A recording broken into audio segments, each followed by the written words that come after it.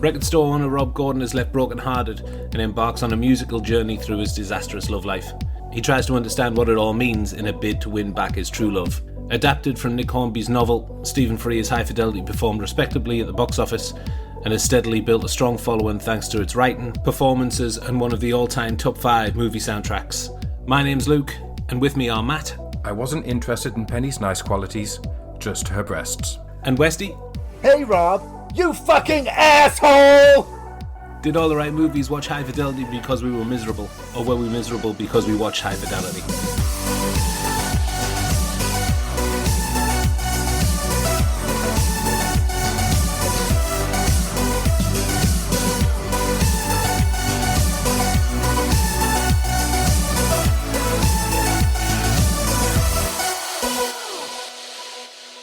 Hi, you're listening to All the Right Movies, the elitist movie snob podcast on classic and hit films. Yes, we are. Yes, we are. Today on the show, we're going back to the turn of the century to talk about a personal and collective favourite of ours, High Fidelity. Indeed. I know our episodes generally do go beyond the 2-hour mark, and you may have noticed that this one's slightly longer than that. There's a reason for that. As an extra special bonus, the co-writer of High Fidelity, D.V. DeVincentis, he'll be stopping by after the show to answer a few questions, so stick around for that one for sure. Great guy. Oh, yes. Very excited. First up, though, if we're in your top 5 movie podcasts and would like us to keep churning out the big hits, then your support on Patreon would be hugely appreciated. Yes, it certainly would. Yeah, fantastic. I wonder how many times you're going to reference top 5 in this whole episode. Yeah. Too many. Top 5 everything. What's your top 5 hot dinners? We'll see, we'll rank them up as we go. There's loads of exclusive content on Patreon as well, enough to keep you going for the whole year probably. You'll get access to our podcast archive. Only our most recent 20 podcasts are available on general release, and the rest are exclusive only to our patrons. And on top of that, there's an additional 31 podcasts that we've created exclusively for Patreon. Loads to be getting on with. Pure value, isn't it? Let's be honest. Do you know how many hours in total that is? Content? Content, hours-wise, I don't know. It feels like about 19 years. It's not the years, it's the mileage. Lovely, that. Very nice. I couldn't even hazard a guess. Matt, are you going to hazard a guess? 76. Oh, Matt. Oh, very close. 70. Really? Oh, 123 good. for me. Matt wins. 19 years. He definitely does. Those hours are increasing every month, so how could you say no to that kind of a deal? Yeah, exactly. Go to patreon.com/all the right movies to sign up. Thanks, guys. Back to the show. Westy, why are we talking about High Fidelity? Because it's a fucking great film, isn't it? I mean, it's just so violent and funny, and the soundtrack kicks fucking ass. The description of that film is in the film. I've watched this consistently, I would say, definitely every month since 2000, since it came out. Wow. Every month. Every single month. I can't remember like a 4 or 5 week period where I didn't fit this in at some point. I absolutely adore it. We haven't stopped talking about this since it came out. No, we haven't. And I think we've kind of modelled ourselves on them 3 guys. And we've got exactly the same outlook. Everyone says we're snobs and we say, no, we're not. Everyone says you're elitist about, no, we're not. But, you know, and I'm waxing lyrical about camera movements as if I'm like Roger Deakins. And it's just, no, you're not. Just, you know, you're a movie podcast. I love all these characters. I love the world. I love the problems. I love how relatable it is, how personal it is. Everyone can get something from this. And it's really emotional, and it's really, really, really fucking funny. This is like right on my sense of humour scale from like 1 to 10. It's just absolutely fantastic. I love it. Love it. What about you, Matt? For me, it's a bit like Spinal Tap in that I think it's good for us to have a bit of variety in our episodes. You know, not all episodes have to be, you know, an absolute stone cold, critically acclaimed classic or big, you know, violent crime drama.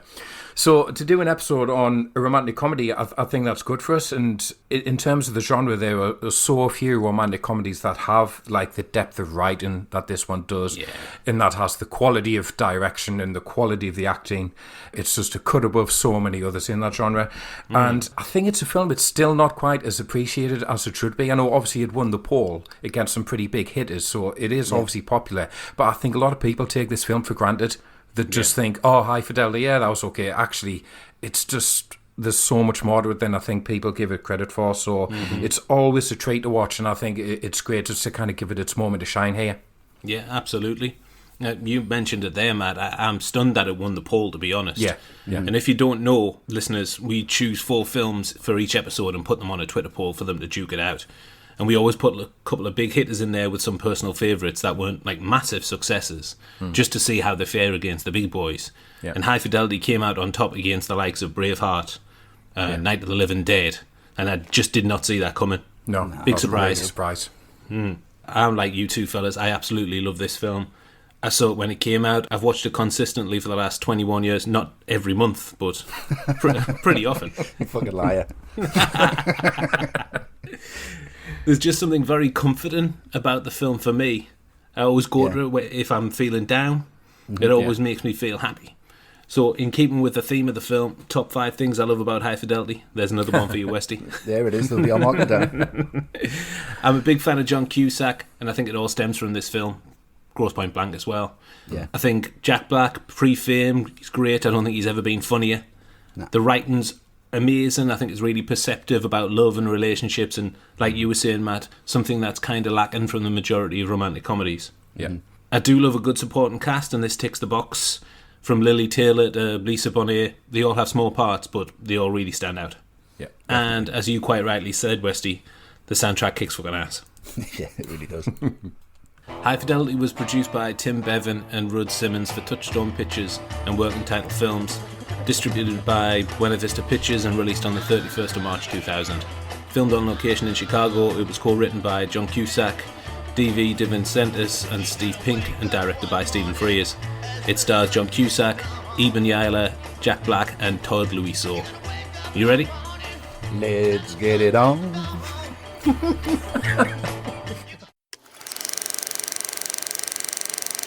The beginning. We open with the 13th floor elevators playing and Rob heartbroken. Matt, what about this opening scene? It's really clever because it just tells you everything about him straight away. That first line, what came first, the music or the misery. It just shows how his problem is in life. He can't separate real life, real emotions from music. And that's his problem. Sets it up straight away. And what a song to start with as well. As soon as you hear them opening bars, you're just like, yeah, you're gonna miss me, baby. And you know it. And it's the finest use of a soundtrack going from non-diegetic to diegetic that I've seen. Yeah, great. in a long time. It immediately shows us that music's Rob's first and greatest love.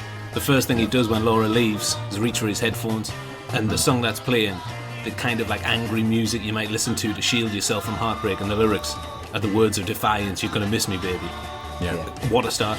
With Laura gone and Rob wallowing in the self-pity of his desert island, all-time top 5 most memorable breakups were at his record store championship vinyl. In this sequence we're introduced to the musical moron twins Barry and Dick, and Rob reminisces about number 3 on the all-time breakup list, Charlie Nicholson. Before we get into that though, let's get this out of the way immediately. Matt, top 5 all-time recording artists. Yep, well, from 5 to 1, and I'll say now, Barry would hate me, because mine are fairly obvious, but it's honest, they really are. Yeah. There's nothing obscure on here. So, yeah, from 5 to 1, it's Pulp, Fleetwood Mac, Aretha Franklin, The Beatles, and Boy. Oh, lovely. That's strong. Yeah, that is strong. Westy, come on, give us some sugar. Oh, What are you sugar. going for? I'm going for the Beatles. Well, I've done this twice because you asked for a short answer and I never give a short answer. So what I've got is, because this is a movie podcast, I've got my top 5 recording artists of all time, but then I've got my other top 5 recording artists from films. So I'll be quick. Just not what I asked. No, it's not. But top 5 recording artists are the Beatles, Bruce Springsteen, Paul Simon, Led Zeppelin, and Iron Maiden. Nice. And for me 5 from films are the Blues Brothers, Llewyn Davies, Soggy Bottom Boys, Barry Driver, the Uptown 5, and Stillwater.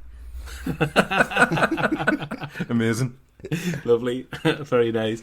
Mine's got a few similarities to yours, Westy. Springsteen top, Dylan Obviously. second, and then a list of Paul Simon, the Rolling Stones, and I'm going to throw a curveball in, and many people might not have heard of this guy. Westy, you're going to hate it, but Jesse Mallin's number 5. No, a fairly new record. Yeah.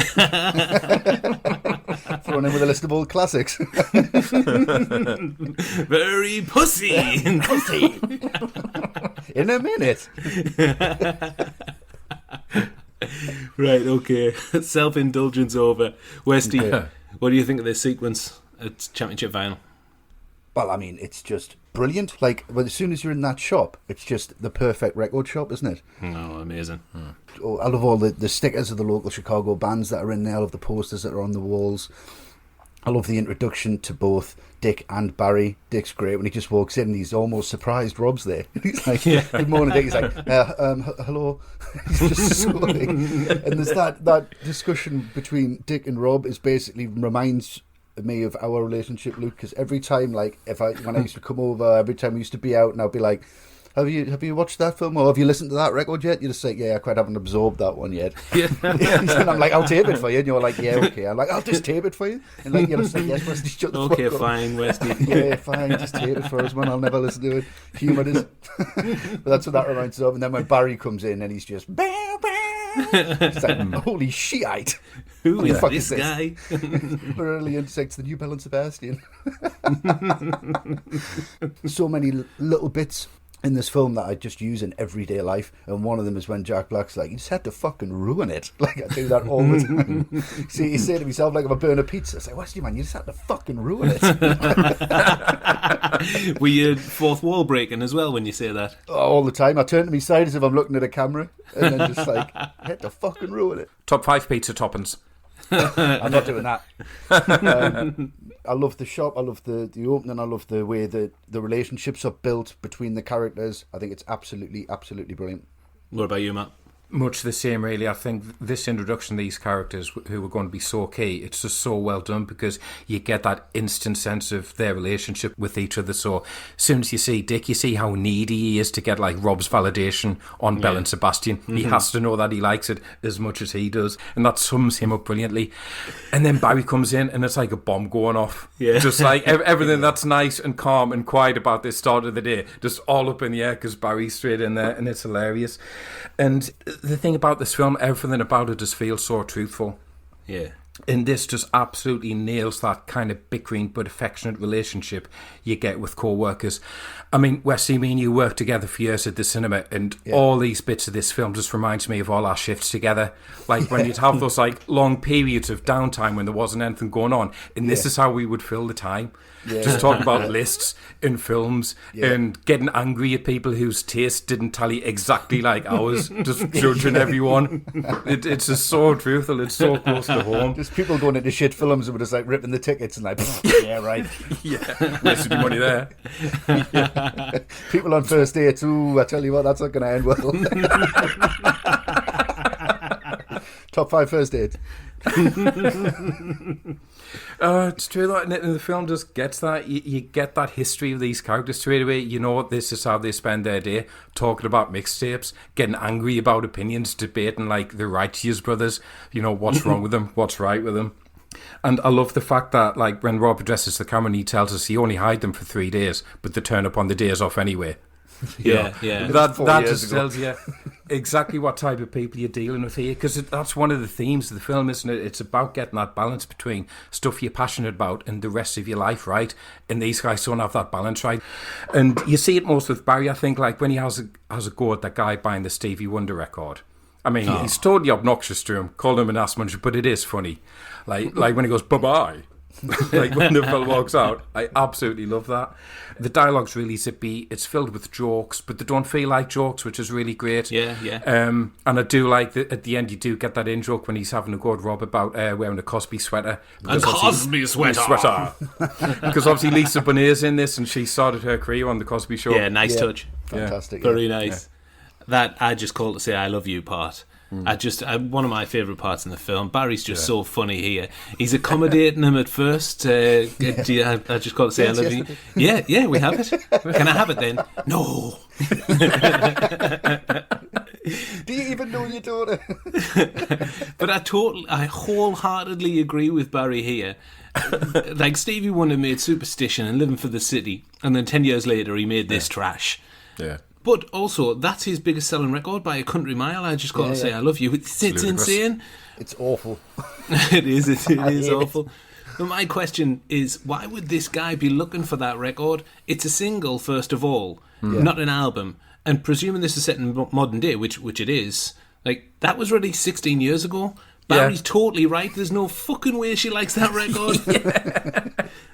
touching on what you were saying, Matt, I think it's quite sad in a way that none of these guys really like each other. They're all kind of like snidey and snippy towards each other. But they're the people that spend the most time with. None of them appear to have any friends, possibly because nobody fits their music taste criteria. So they're just stuck with each other, bound just by that musical snobbery that they have. Yeah. It's awful. It's awfully good. But they're still probably quite happy with that at the same time. So we mentioned them a little bit. We're going to get to these two guys straight off the bat. What do you think, firstly, of Jack Black as Barry Judd? Oh, he's just dynamite, isn't he? I think, he's a sensationalist. And I think what's interesting is that, like, Black just wasn't confident at all making this. He didn't think he was right. He thought he was going to get fired. So I think you've got to give Stephen Frears a bit of credit here as well for getting that performance out of him and reassuring, because Black in this, I mean, to be honest, Black in general, he's like when you get a bottle of pop and you shake it up, you really shake it up. And if you just whack the top off, it's going to go everywhere and it's just going to be a mess. If you just twist that cap just a little bit, you can like fine tune it, you can direct it, you can spray it wherever you want, you know how to use it, and that's what Black is like in this for me. And I think it's Frears just knowing how much Black this film needs and what level of Black the film needs. Yeah. I do love when he's talking to Dick about Anna. He's going, Anna Mars? You met this bruiser where exactly? Yeah, he is. He's hilarious. Great. I love that scene when the guy comes in asking about the flyer for the band, and he asks him what he plays, and Barry just matter-of-factly replies, nothing. Yeah. Just plays it really cool, and he gives him a fist pump, which he kind of fucks up a little bit. He does, yeah. And then he goes to put his elbow back down on the counter and misses. Yeah. Nice little moment. Just in the background there, the guy's like, we want to keep our sensibilities. Our pop sensibility? Yeah. Like, retain our pop sensibility. Looks like he's in Faith No More, that guy. We'll just jam.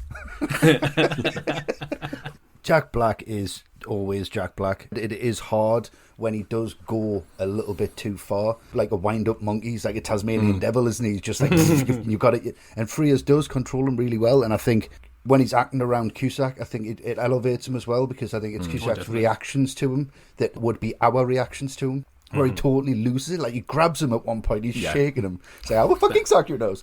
But it's like, You'll pay big. You pay big. When he's like the Jesus and the Mary chain and he's just like ripping them to pieces. It's like Echo and the Bunnyman. He's just, you're wrong. You can see that's why Rob puts up with him, because he's just sold about 10 LPs there just by being obnoxious. Yeah. Guy doesn't know what the fuck's just happened. No idea. But he's got blonde on blonde, so he's fine. Yeah, it's going to be okay. The role of Barry was written with Black in mind, actually. Cusack said that he knew Jack would be his secret weapon. He'd made a movie with Tim Robbins, that was Bob Roberts, and he was also doing his Tenacious D stuff, so he knew the secret of it was that he had a musician and a great comedian, just hadn't got the role like High Fidelity yet. Black had other plans. He was really hesitant about taking the role. He said, I was just worried that at the time Tenacious D had this full head of steam and we were playing at big houses and I had this legitimate rock and roll career that I wanted to protect. I didn't want to fuck with that. Like, legitimate rock and roll career, Tenacious D. Surely they're a comedy band. Massive. Yeah, the first album. This could have done nothing but help Tenacious D, surely. Yeah, of course, definitely. Yeah. And in the meantime, while Black was flip-flopping, Artie Lang auditioned. He's a stand-up comic. He plays the department store Santa in Elf, who has the dust-up with Buddy. Yeah. Oh, okay, right, yeah. Great, I really like Artie Lang, actually. But Black turned around after addressing down from Stephen Frears, who told him that everyone around him knew he was perfect for the role. The only person that didn't was him. Yeah. And he confessed later that he was intimidated working with Stephen Frears. He'd loved Dangerous Liaisons, and he said, I was intimidated that I wasn't going to be good enough an actor to pull this off. God bless him.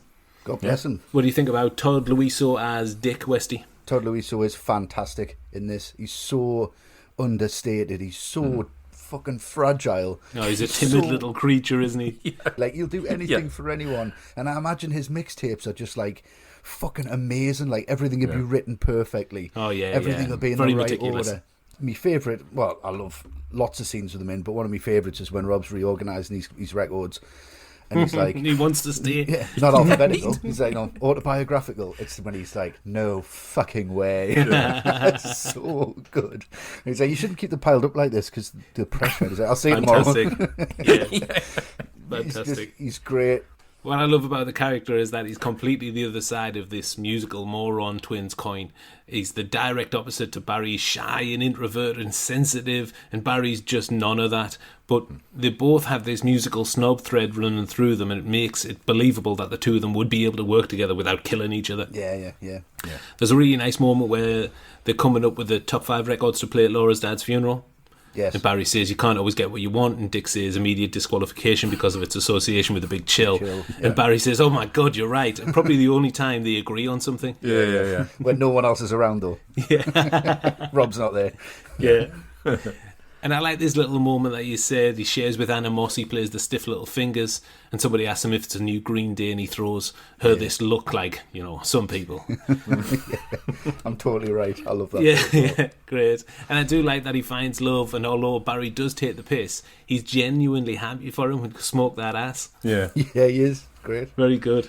Well, he's very much the yin to Black's yang, isn't he? Like you say, two sides of the same coin. And Black is like the militant obsessive, like, why don't you fucking own this album?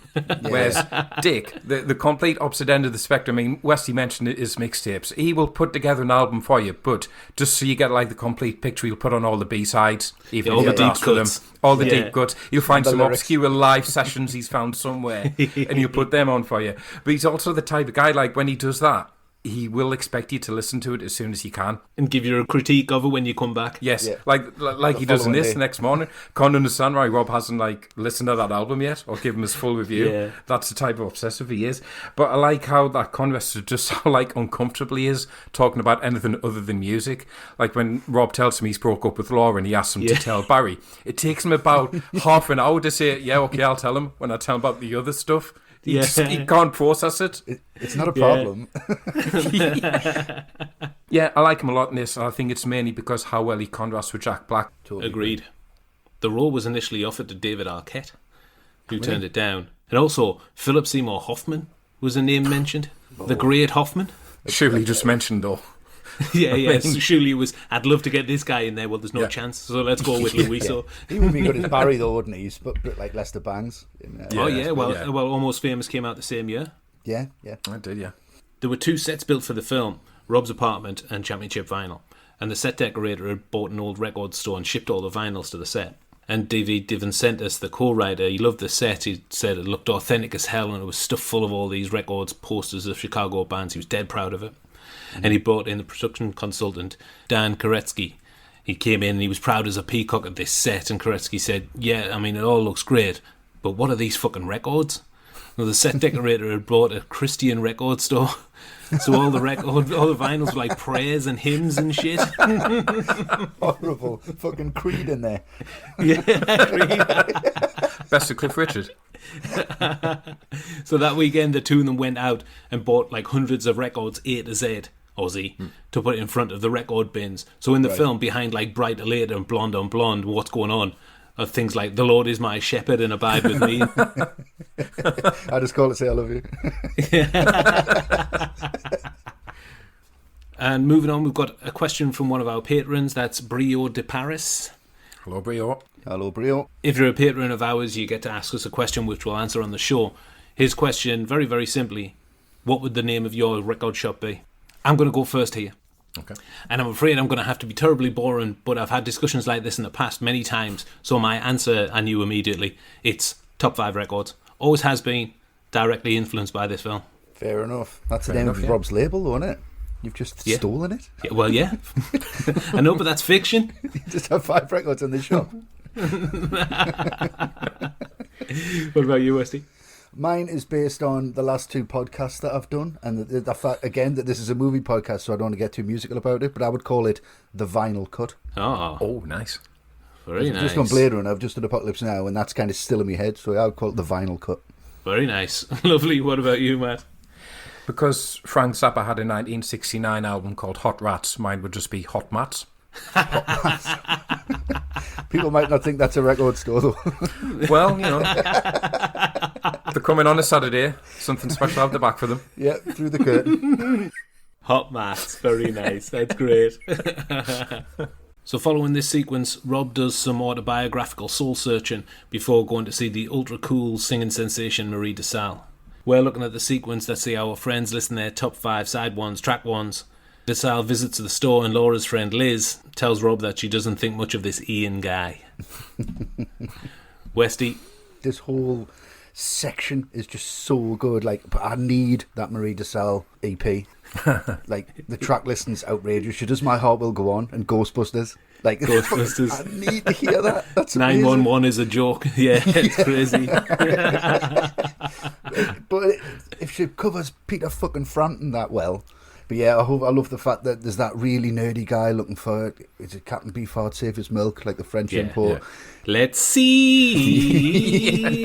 With his arse out. Yeah, horrible. You guys are snobs. And he's super cool as well. He's great. Yeah. The whole, them kind of, seeing their everyday lives going through that, but you can still see Rob's pain all the way through this. Like, he's really suffering. And I think Cusack brings it really, really well. He's always, like, got the glasses on, his head's down, he's smoking, and nobody else is, like, giving him, like, a real talk. Like, he needs somebody. And he gets to the end of it and he's like, I need to ring Liz, I need to ring somebody who understands what being human's about without just talking about music. Like, I'm feeling very basic today. Yeah, I love that. I mean, these guys, just absolute fucking snobs. Just so really elitist way of saying what's your favourite opening track, top side ones, track ones. Yeah, feeling basic. What's your favourite opening or an album? Unbelievable. But the scary thing is, though, we've definitely had conversations like this in the past. Oh, yeah.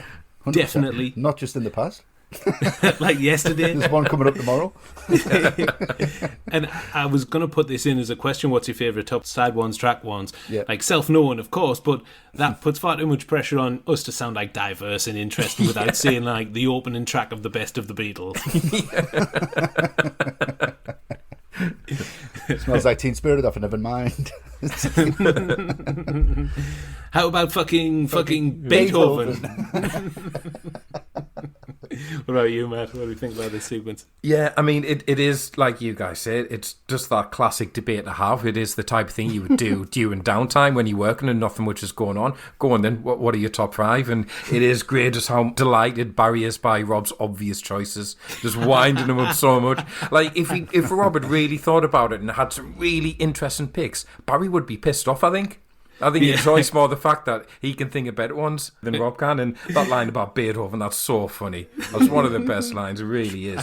So track 1, side 1 of the 5th Symphony. Fucking Beethoven. He doesn't know what he's talking about at that point. No, it's just the first thing that comes to mind, Beethoven. I would like to have heard Barry's, though. Yeah, I would have loved to have heard, but I like that he says White Light, White Heat by the Velvet Underground, and the guy says that would be on mine, and Barry, not on mine. Not mine. Continue. But that other guy, Lewis, this is the only scene he's in, and I think he's memorable because he calls them out on it. He does call them snobs and elitists, and he's absolutely right. They are. It's just bringing, again, back to that theme that goes throughout the cinema. How do you balance your actual life and the things that you're passionate about? And I think Lewis really highlights that. And then you get that phone call with Liz, because at this point, when Rob calls her, you're still 100% on his side. You don't know what's happened yet, so you're with him. And this phone call, Liz, sets it up really nicely for when you see it from Laura's perspective and you realise, actually he did a lot of crappy things. And when the name Ian gets dropped in the conversation here, you can practically feel Rob's stomach just drop. Yeah. Because that is just such a horrible feeling. And this is, again, one of these truthful elements of the film when you've been in a breakup and you hear that the other person has moved on before you and there's someone else on the scene. It's just one of the worst things to go through. And the film absolutely nails that feeling. So it's got the emotion, but it is also funny, how he's just about keeping it together because he's talking to Marie DeSalle in the shop, and then he just explodes when he's in the office. I mean, the whole film is just so nicely balanced. You get the raw emotion and the anger and the upset that he feels, but then you just get that comical sex sequence that plays out in his head. It's outrageous, he can't stop thinking about it, and he finally gives in, and he's so bitter that Laura's made it into the top 5 with a bullet. Yeah, it's what better accompaniment than Barry White, the walrus of love himself. Exactly. It's outrageous, that sequence. But just before that, when they're listening to Ian upstairs, she's reading Love Thy Neighbour. Have you noticed that? It's a lovely touch, that, isn't it? It's a really, really nice touch. Yeah. And I love the way he's trying to figure it out like a detective, and he's looking through the letter, Raymond. and he's like, I, Raymond, Ray, I, Ian. Awful cooking smells. He had rings on his fingers. I didn't like him much then, and I fucking hate him now. whatever world music was fashionable that week. Yeah. Awful cookie smells. I really like that moment when he finds out when Liz says this Ian guy. What's perfect about it is that as soon as that line is delivered, Dick comes bundling through the door, saying that Marie DeSalle's in the store. And because this is a big moment for all involved, that you would visit this lowly store, you kind of forget this sledgehammer moment, this Ian guy moment. Yeah. And then Rob goes out, it's awful, he's carrying around the inlay from the CD, which is just a big poster of DeSalle's face. Oh, you've got the really thing. fucking embarrassing. And so when he walks past Dick, he's like, maybe we should turn the music off. Like, you should turn it up. Turn it up. Yeah. That's great writing, like perfect timing, because it's all been set up just before that phone call when Rob's looking at the CD. Yeah. Those happening like one after the other, edited. It comes together fantastically well. And on that sex scene, Iben Yala, who plays Laura, she was really nervous about it, and it was her first American film. She's Danish. She only had a couple of films before that. And it was scheduled to shoot for the whole day. Tim Robbins came in, only had a few hours to shoot because he was taking his kids to the baseball game in the afternoon, so it was just in the morning. She was thrilled with that.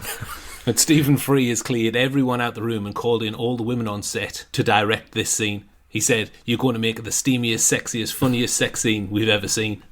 And Yala said that Frears spent the majority of the time sitting in the corner covering his eyes. Very nice. So eventually, Laura makes it to the top 5 all-time breakup list, number 5 with a bullet. The director. On to the main man, the director of High Fidelity, that's Stephen Frears. He's a director that we haven't mentioned once on any of our episodes, which is a bit of a shame, but we're going to right that wrong now and kick off with his career in general. So, Matt, what do you think of Frears as a director? I think in general, I would say he's a director who's not likely to make many people's top 10 list of directors, I would say.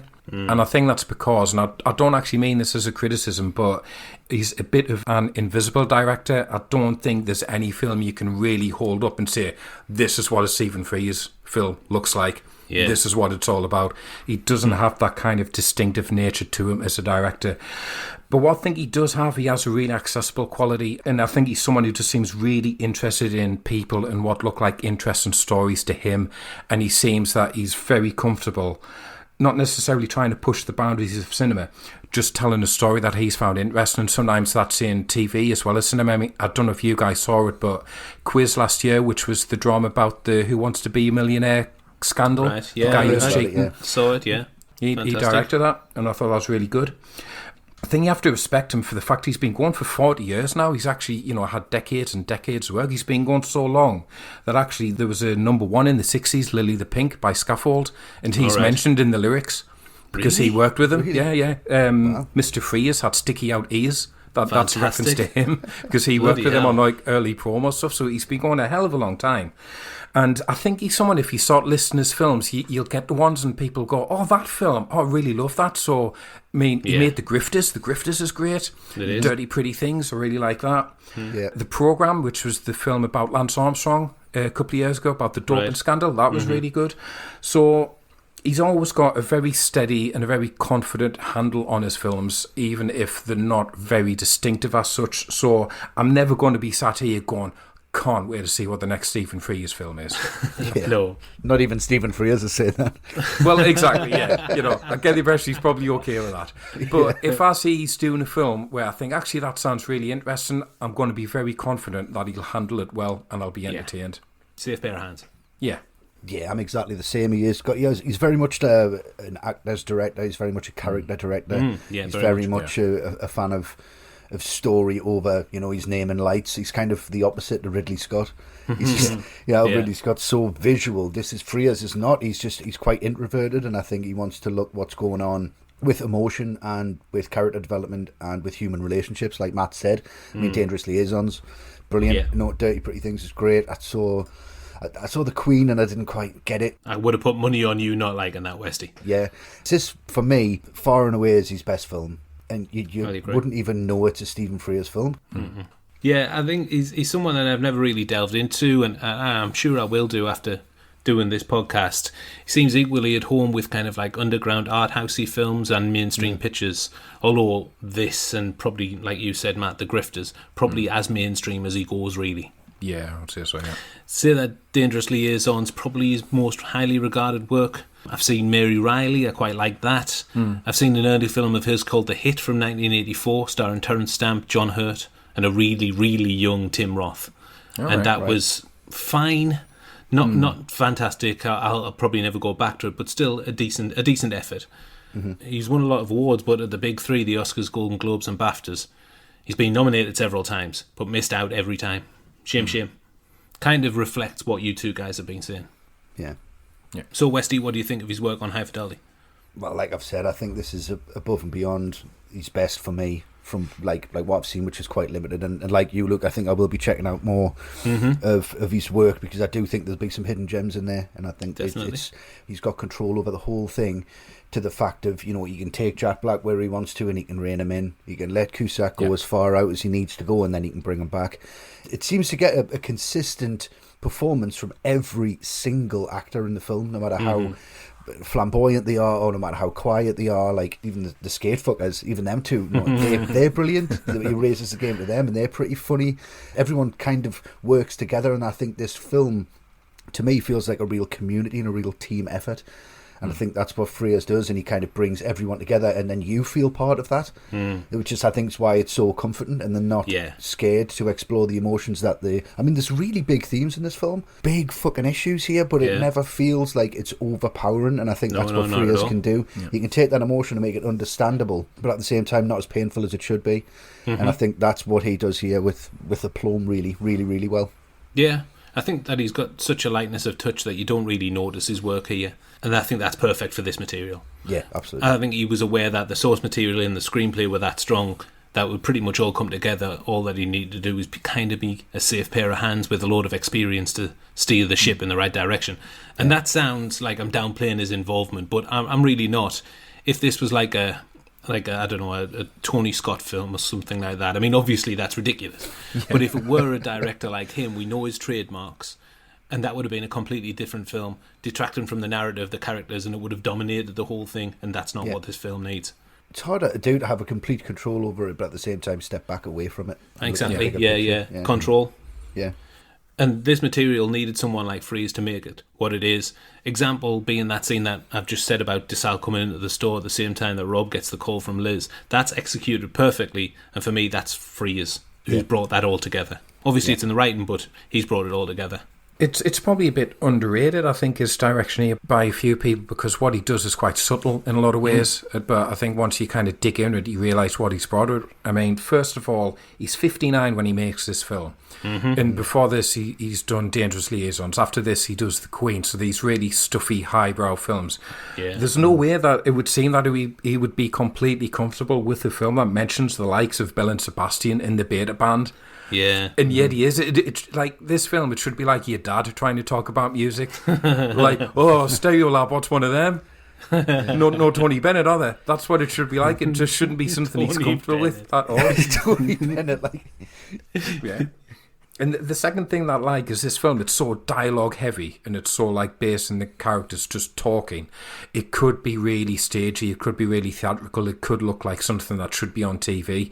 But it's not, it still works for me as a piece of cinema because he makes it look interesting, just the way he has Rob always walking up and down or jumping in and out of his chair up onto his desk.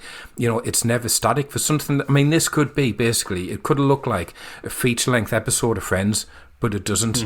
And I don't think for a film that is so dialogue heavy, there's not one boring shot in this film. And I think Frears deserves a lot of credit for that. Yeah, totally agree. Frears wasn't the first director attached to the project. Touchstone bought the rights to Nick Hornby's novel for $500,000 with Mike Newell at the helm. He was hot after directing Four Weddings and Donnie Brasco as well. Brasco, yeah. At the time, he was attached to a 1999 film Pushing Tin, which also starred Cusack, so they were on solid ground. But when Cusack, Pink and De Vincentis got a hold of the book, De Vincentis had a meeting with Newell, who wasn't wild about it being set in Chicago. He wanted to transport it back to London And the reason for that is because his family was there and he didn't want to be away from them, but that was kind of like a deal breaker for the writers because this was their turf. They knew the bars and the clubs and the record stores where they used to hang out and knew the local music scene. It was kind of like part of their DNA. And Newell dropped out, and Cusack suggested Frears because he'd worked on The Grifters with him. And similar to what you were saying there, Matt, Frears didn't really connect with the material because it wasn't his era, but he wanted to work with Cusack anyway. So John Cusack's in there, I'm in there. Fantastic. I would be the same. Yeah. Luke, John Cusack wants to work with you, fine. I'm off to Chicago. What's it about? Don't care. Doesn't matter. Anything except German and silent.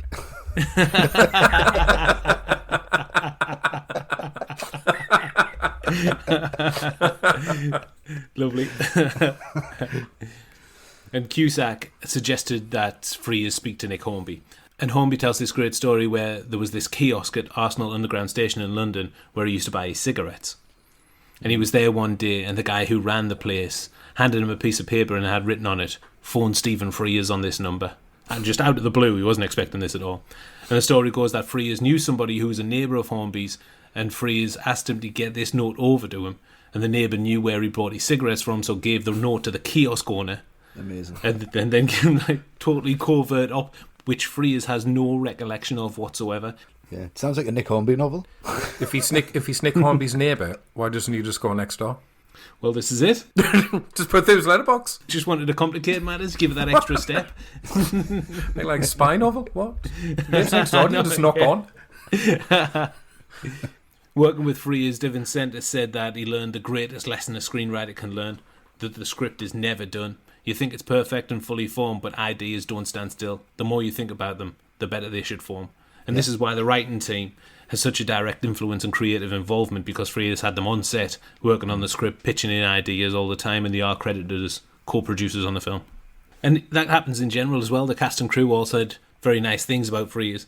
Steve Pink, another co-writer, he used the experience of working with him to ask him questions, as he was an aspiring director himself, and he said that he was very accommodating, but sometimes he would say, "Fuck off, don't talk to me now."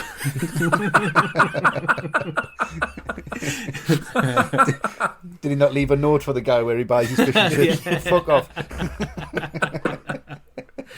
During production, they were doing some location shooting outside the Lounge Acts. That's where Marie de Salles are set. Yeah. And De Vincent said to Frears, "See that alley over there? That's where they shot John Dillinger to death." And his fucking girlfriend tipped them off. And Frears was completely stunned. He said, "Well, why isn't that in the script? Put it in, we're shooting it now." So he had an involvement in that, and very nice. And finally on Frears, there's a couple of deleted scenes. I don't know if you've seen any of the deleted scenes, fellas. Yes. I've seen one of them. Okay, that might be this one. Okay. So there's The a couple best of one. notable ones. The best one, obviously, it stars Beverly D'Angelo as the scorned wife, whose husband has left her and asked her to sell his record collection and send him a check for the money. There's loads of rare pressings in there, and out of spite she wants to sell it for $50, but Rob can't bring himself to do that to a fellow collector. And it's a great scene. I mean, I love the scene. We tweet about it quite a few times, and I can understand why it's not in there, because it does nothing for the narrative. It kind of does build on Rob as a character a little bit, but it doesn't really forward the plot. But Cusack knew D'Angelo and asked her to come out for the scene. And she did, and they shot it, and Frears thought that it didn't look right. So he called her back and said, "Listen, it's my fault. I didn't do it right. Can you come back out again and do it?" So she did, back on a flight to Chicago, reshot the scene. And then Frears cut it and decided, yeah, the problem isn't the way I did it. The problem is that the scene just doesn't go with the film. What an absolute bummer. Nightmare for D'Angelo, who at 40 years old at the time, smoking hot, still. Yeah, unbelievable. The other deleted scenes got Harold Ramis playing Rob's dad, giving him some, I'd say, heavy-handed sex advice. Yeah. And De Vincent said that years later he went to a Leonard Cohen gig and heard a whisper in his ear, "You motherfucker." And he turned around and it was Ramis saying, "How could you cut me out of the film?" Maybe this is the first and last time we'll talk about Frears on the podcast, but there's no denying his place in cinema and his largely unsung work on High Fidelity. The cast. Main cast on High Fidelity, we're talking about the one and only John Cusack first, who plays Rob Gordon. We're starting off with our second question from one of our patrons. That's Matt Lum. Hello, Matt. Hello, Matt. All the best, Matt. He asks, did John Cusack have the career he should have had? At one point he looked like he was going to be huge, then seemed to fade real quickly. Westy, would you like to go first? he's kind of right. He started off incredibly well. I remember seeing him in Say Anything, I think was the first thing I saw. Sure, him. yeah. And he's fantastic in that. I love him in Grosse Pointe Blank. I love him in being John Malkovich as well. And I think he's a standout for me. And I thought, well, this was where it was gonna go higher, because it was just before this came out, right? So this is about 98, 99 when The Thin Red Line came out. Yeah. And Cusack's got a role in that, which is one of the more beefed up roles for the celebrities that were in it. And I thought he would just absolutely stole it. I thought he's fantastic in that. Right. I'd see him in Con Air as well. Of course. I loved him in that. Love him in Con Air. And he's in Stand By Me, which people forget about. Yeah, he's really good in that. In 1408, like that for that Stephen King film, he actually makes that pretty watchable. Yeah. It makes it accessible. If he wasn't in it would be utter. Yeah. Forget about it. There's a film called Identity as well, which is a kind of guilty pleasure of mine. Right. But I really enjoy that. I love his performance in that. I think he works really well with Liotta in that. I don't know, it just kind of fizzled out for me, and I think he just wasn't getting the roles that really pushed him. Grosse Pointe Blank's amazing, obviously. Yes, it is. But I think that's it. Out of everything that he's been in, he is massive and he's huge. But then you watch the likes of The Frozen Ground that he's in with Nick Cage. Nick Cage. Yeah. What the fuck are you doing? What is this? It just doesn't make any sense. It's just, he did peak kind of late 90s, early 2000s for me, but his peak is so good that it's lasted the test of time. Definitely. I still watch him in this. He's so good when he peaked that I don't think his decline is necessarily a bad thing. I think I've got a lot of goodwill stored up from his earlier roles that I still hold him in very, very high regard even now. Yeah, me too. Very much in agreement. I can't remember who it was now, but someone on our Facebook group did pose a question and they asked which kind of forgotten actor do you want to see Tarantino kind of resurrect their career. Yeah, I remember the question. And my answer straight away was Cusack, because he deserves it. And it was that period between the late 80s through to the early mid-2000s where just Cusack alone was guaranteed to get my interest. And I think what's happened to him is what happens to a lot of actors. He seems to have just lost the nose for a good project or a good script. And he was the first actor I heard use the phrase "one for them, one for me." And what he meant by that was he would do a studio film, so something like Con Air, which he didn't particularly like, but he would do it because it got him in the studio's good graces, and it would let him do something like being John Malkovich, something he really wanted to do. And I think over the years, that one for me part of it, it's completely kind of fallen away from him. He's just lost the touch of finding the right ones to break through. So he's still doing crap like 2012, for example, but he's not doing the other stuff to make you forgive that. Yeah. And it's not even necessarily he's picking bad films as such. They're just not breaking through. So, he does a Spike Lee film and he's really good in it.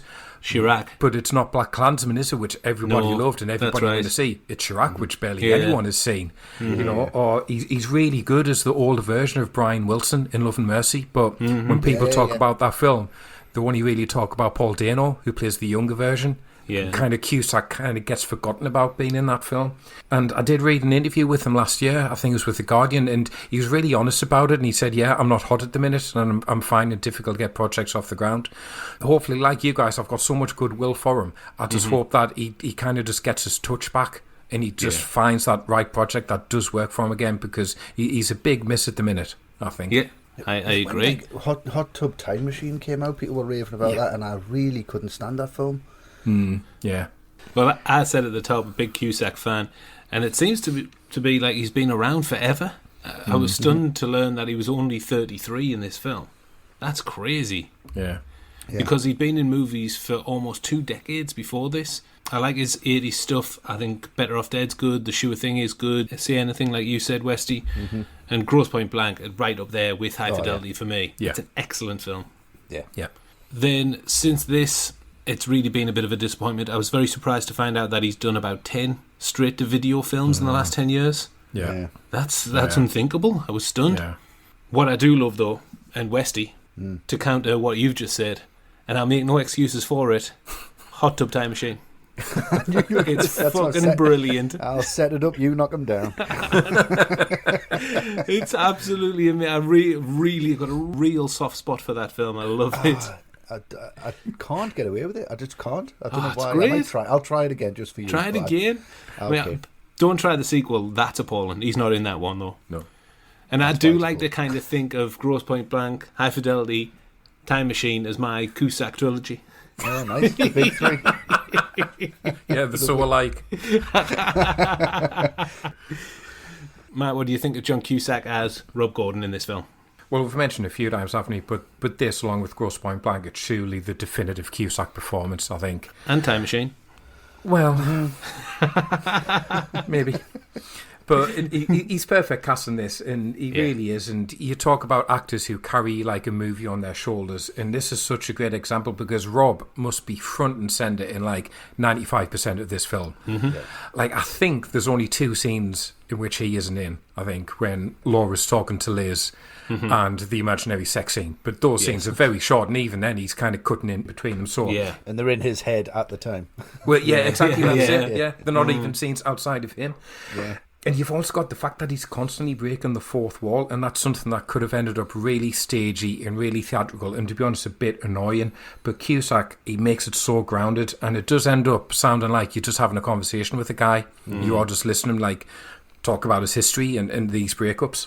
And I think the reason it works is he's just got a really lovely rhythm to his voice, I think. He's just got a really naturalistic way of delivering dialogue. Yeah. And I find it, he's got this thing where he just finds really interesting words to emphasise in the dialogue, or he's got a great way of phrasing things.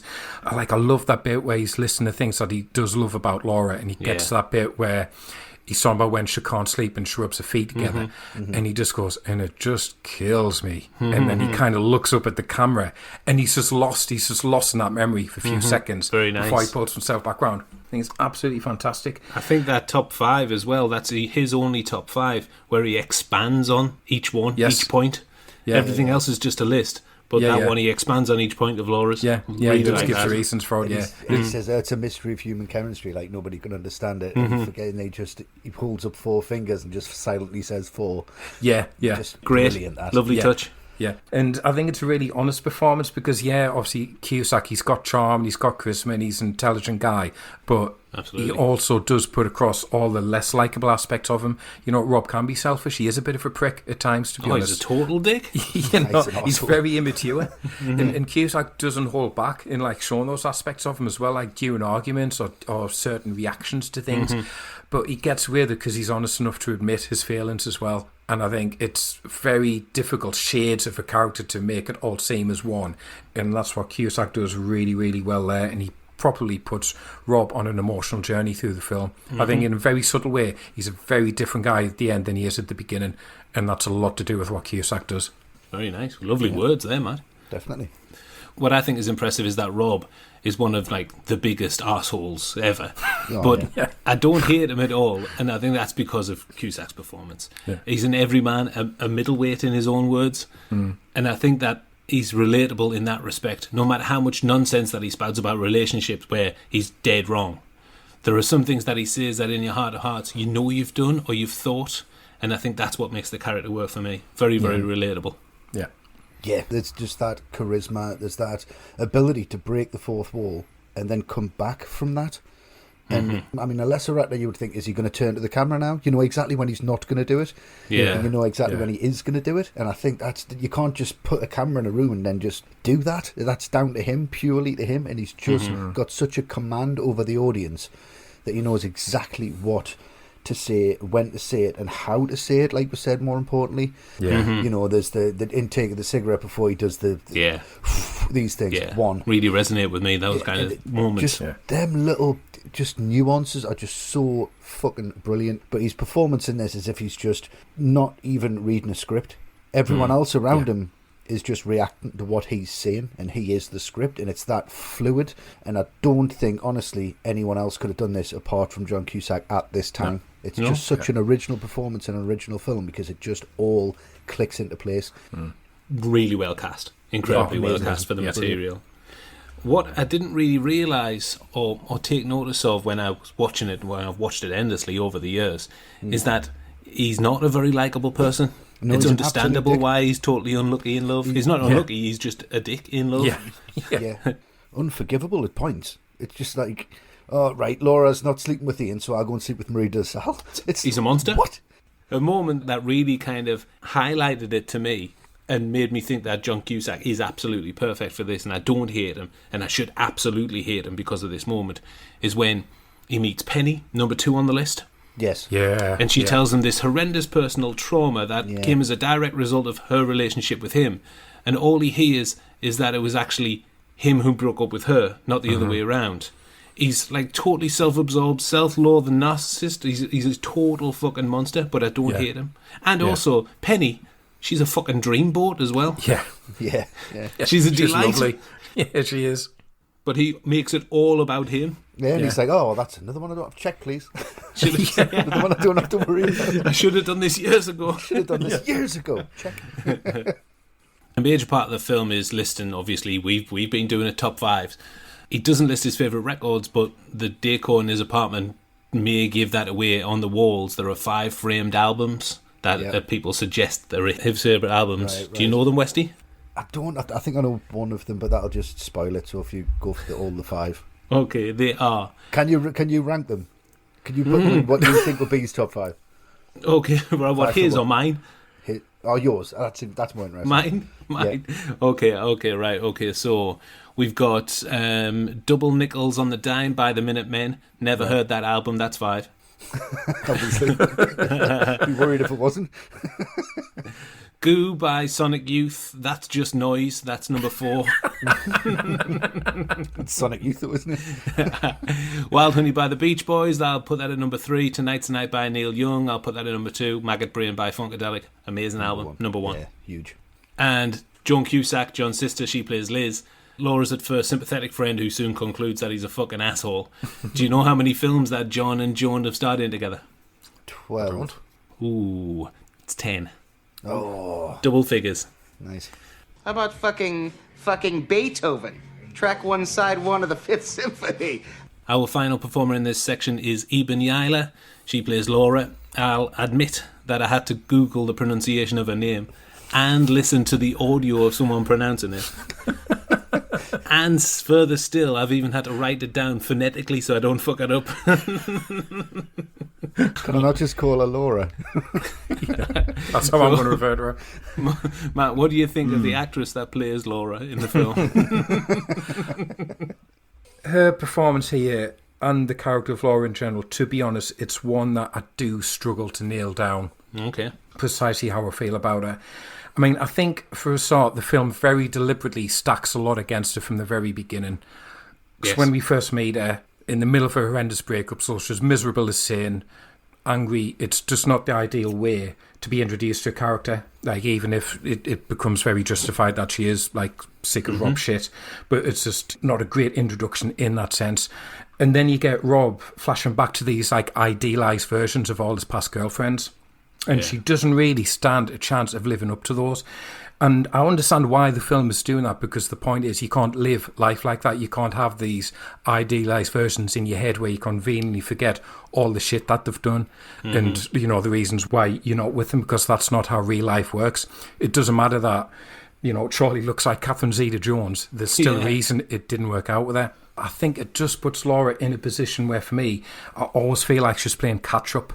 And like all the good stuff that they had together, it's kind of hearsay. You never really see it as such. And so I don't know whether it's her performance as such, or maybe it's like a slight misjudgment in the writing. Okay. But it does seem a while before you understand why Rob would be that much better off with her than he is with any of his other past girlfriends. And she definitely gets better as the film goes on, so it's not a bad performance at all. Like, I love the scene where he comes home and she's just teasing about his top 5 jobs. Yeah, you know, lovely. and the fact that Record Store Owner isn't on there. Yeah. I love that she kind of counters Rob's kind of crazy delusions of grandeur, and that you're doing a dream job. Yeah, exactly. She brings him down, and she does that a lot. And I do like the bit at the end when the gig is going to go ahead and he's kicking off about, you know, he might be busy, and she goes, "Rob, what are you ever doing? That can't be cancelled." You know, she does have the way of like bringing him down really nicely. So you do start to get these glimpses of why they were together, but I just don't really feel the big emotional beat like when they do reunite. And I don't know if it's the writing, or I don't know if I'm left just slightly cold by her performance, but I just don't get from her character what I think the film wants me to get out of her character.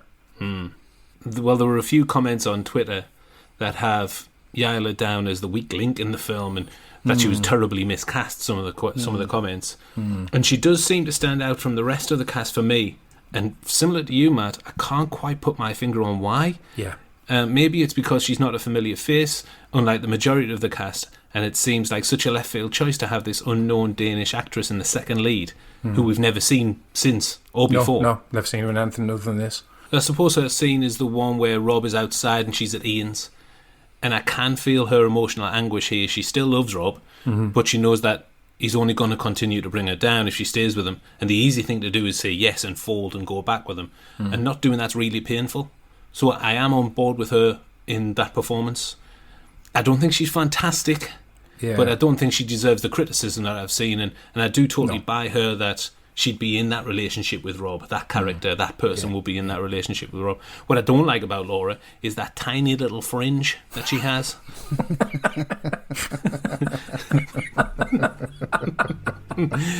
Or bangs if you're American. Yeah. Westy, what do you think of the fringe? What do you think of Yaela as Laura? No, I do, honestly, but it's a really selfish thing for me because I hadn't seen her anything before and nothing after that I can remember or put my finger on, really. So to me, she is Laura, and she exists within that world of High Fidelity, and I really love that, because if it was a big name and I saw her in something else, it would kind of dilute this film a little bit. But now I feel like this is the relationship that he was in, this is the person that he was with, and this is the person that he wants to be with, and he has to convince himself to do that, and I think it's his journey. But she counters that really well when she talks to Liz about the things that he's fucked up with. But the one bit in this film that fucking floors me, and is probably one of the most realistic depictions of the situation that I've seen on film, because it's just so beautifully played out and it's just held, is when her dad's coffin disappears on the funeral scene, and she wails. She wails, And I've heard that before, and it's exactly the same as that. Chilling. Nobody knows what to do, where to look, and it's just, honestly, probably one of the most heartfelt performances of a scene like that, without, it's just completely stripped back. A lot of that's to do with Frears, and a lot of that is to do with her absolutely genuine performance. And if you say that she's the weak link in this, she brings all of the emotion together. I know she's not the greatest actress in the world. I agree. She does pull from different areas that I think a mainstream Hollywood audience wouldn't really be expecting, because she has got that little bit more of a foreign movie kind of exploration of emotion and character without being flamboyant. It's a little bit more stripped back. She's like Mads Mikkelsen in that kind of respect, but you put him in a massive film, but he's still very studied and emotional. And I think she's got that as well. I think as Laura, as this character in this film, she's pretty fucking great. Wow, there you have it.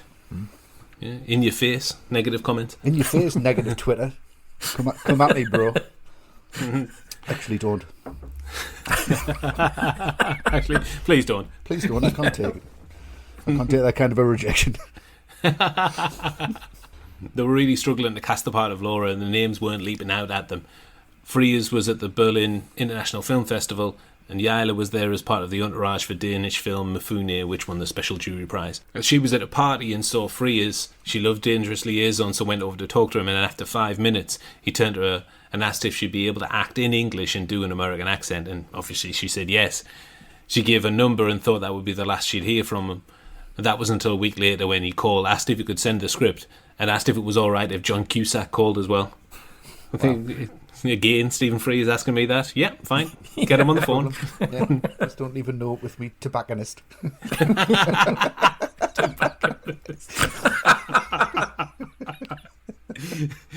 Tobacconist. Because I do live in the 1940s. The night of the party, Frears called Cusack, and the dead of night said, I found Laura, and she's Danish. And Cusack was like, what the fuck? She's not Danish. But after he watched Mifune, he knew right away what Frears was talking about. So the Danish heritage thing was written into the character with her mother's accents. And at the wake, there's Danish artifacts everywhere. There's flags. Yeah. Okay. And she'd had a 2-year-old at the time. She was reluctant to make the move to America to pursue a Hollywood career. She wanted to raise a family in Denmark, which is why you've not seen her in anything else, or probably not seen her in anything else. She said about the film, I do see High Fidelity as a crown jewel in my career, and I'm very proud of it. But I have no regrets that I should have made the jump and moved to America. God bless. Yeah. Good for her. Despite the few negatives, High Fidelity's got a great ensemble cast with Cusack and Yila at the top of the tree. Indeed. The middle. Into the midpoint of the film, we establish that Rob is a fucking asshole. We're taken through his and Laura's courtship, and he exercises his relationship demons by contacting his top 5. In the sequence that we're looking at here, Rob sells 5 copies of the 3 EPs by the Beta Band, he sleeps with Marie DeSalle, and then enlists Barry's help to understand the word yet. Westy, what do you think of this sequence of events? Fantastic. Some of the funniest bits right in the middle here. I mean, how many of us went out and bought the 3 EPs by the Beta Band? Yeah. Every single I one. definitely did. I definitely did. We sold more than 5 copies that day, I tell you. We all Because that track's amazing. dry the reins. It's Yeah, it's huge. unbelievable. The rest, not so much. No, it's not. It's not. Not at all. Got absolutely fucking fleeced. It's brilliant. CC Sputnik breakbeats. What are you guys stealing for other people? What are you snapping at Joni Mitchell now? It's so funny. Condescending prick. Yeah, ridiculous. Really condescending. We've mentioned it before, but when she's like, "Is this a new Green Day?" Anytime someone plays something new for me and I've had a few drinks, I'm like, "Is this a new Green Day?" No matter what it is. No matter what it is. You heard this track? Yeah, put it on. What's this new Green Day? I hope they get the reference. Otherwise you're going to look really stupid. It's so obscure. Just think They're you're like, an "No, knobhead. yeah, I don't even like Green Day, you fucking idiot." It's a new Bob Dylan record. Like,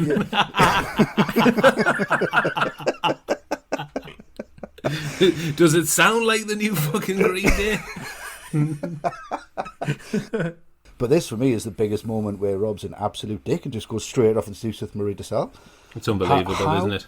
You know, when he says records, books, films, these things matter, call me shallow, it's the fucking truth. Your favourite That's line? My favourite line. I'm going to get that on a t-shirt because it's so fucking true.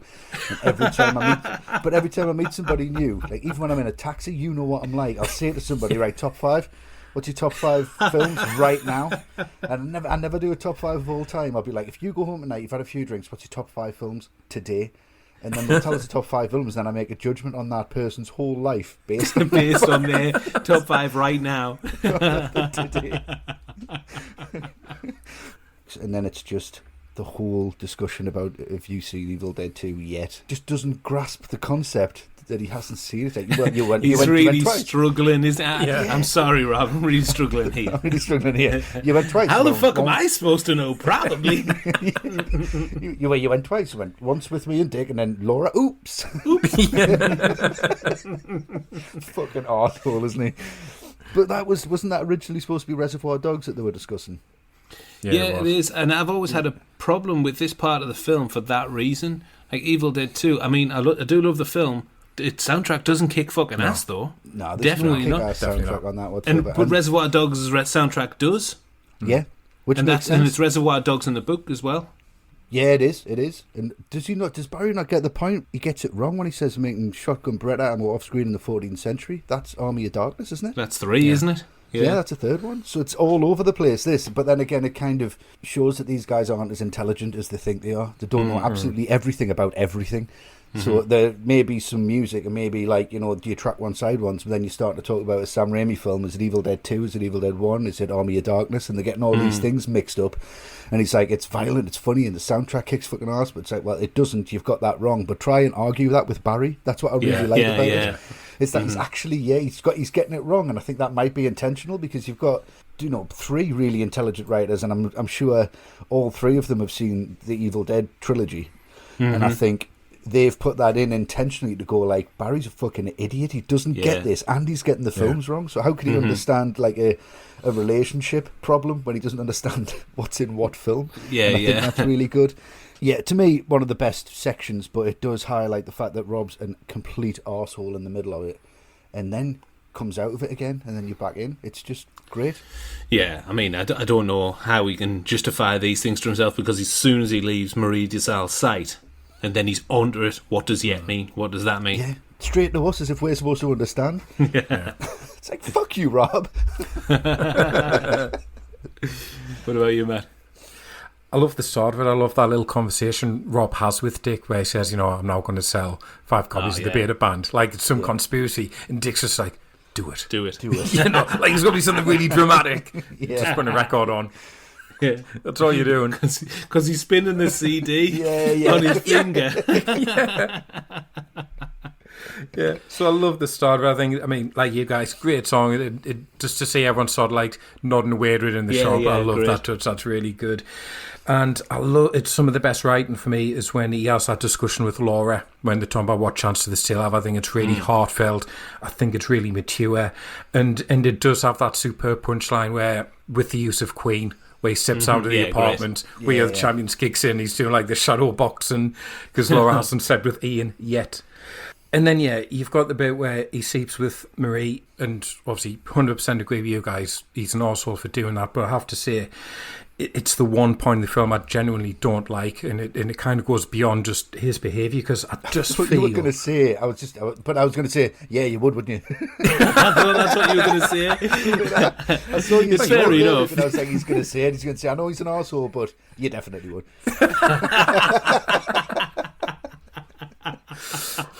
No, we're cutting that bit out. The reason I don't like it just feels like wish fulfillment for me. It's like a step too far. You know, he's the geeky music guy and he gets to sleep with a hot singer. It feels just a bit too smug for me. Okay. And I think you could almost take this out of the film. And I don't think it would have that much of an impact. I know in the novel she does play a much bigger part. She comes back at the end and plays a gig in the record shop at the end.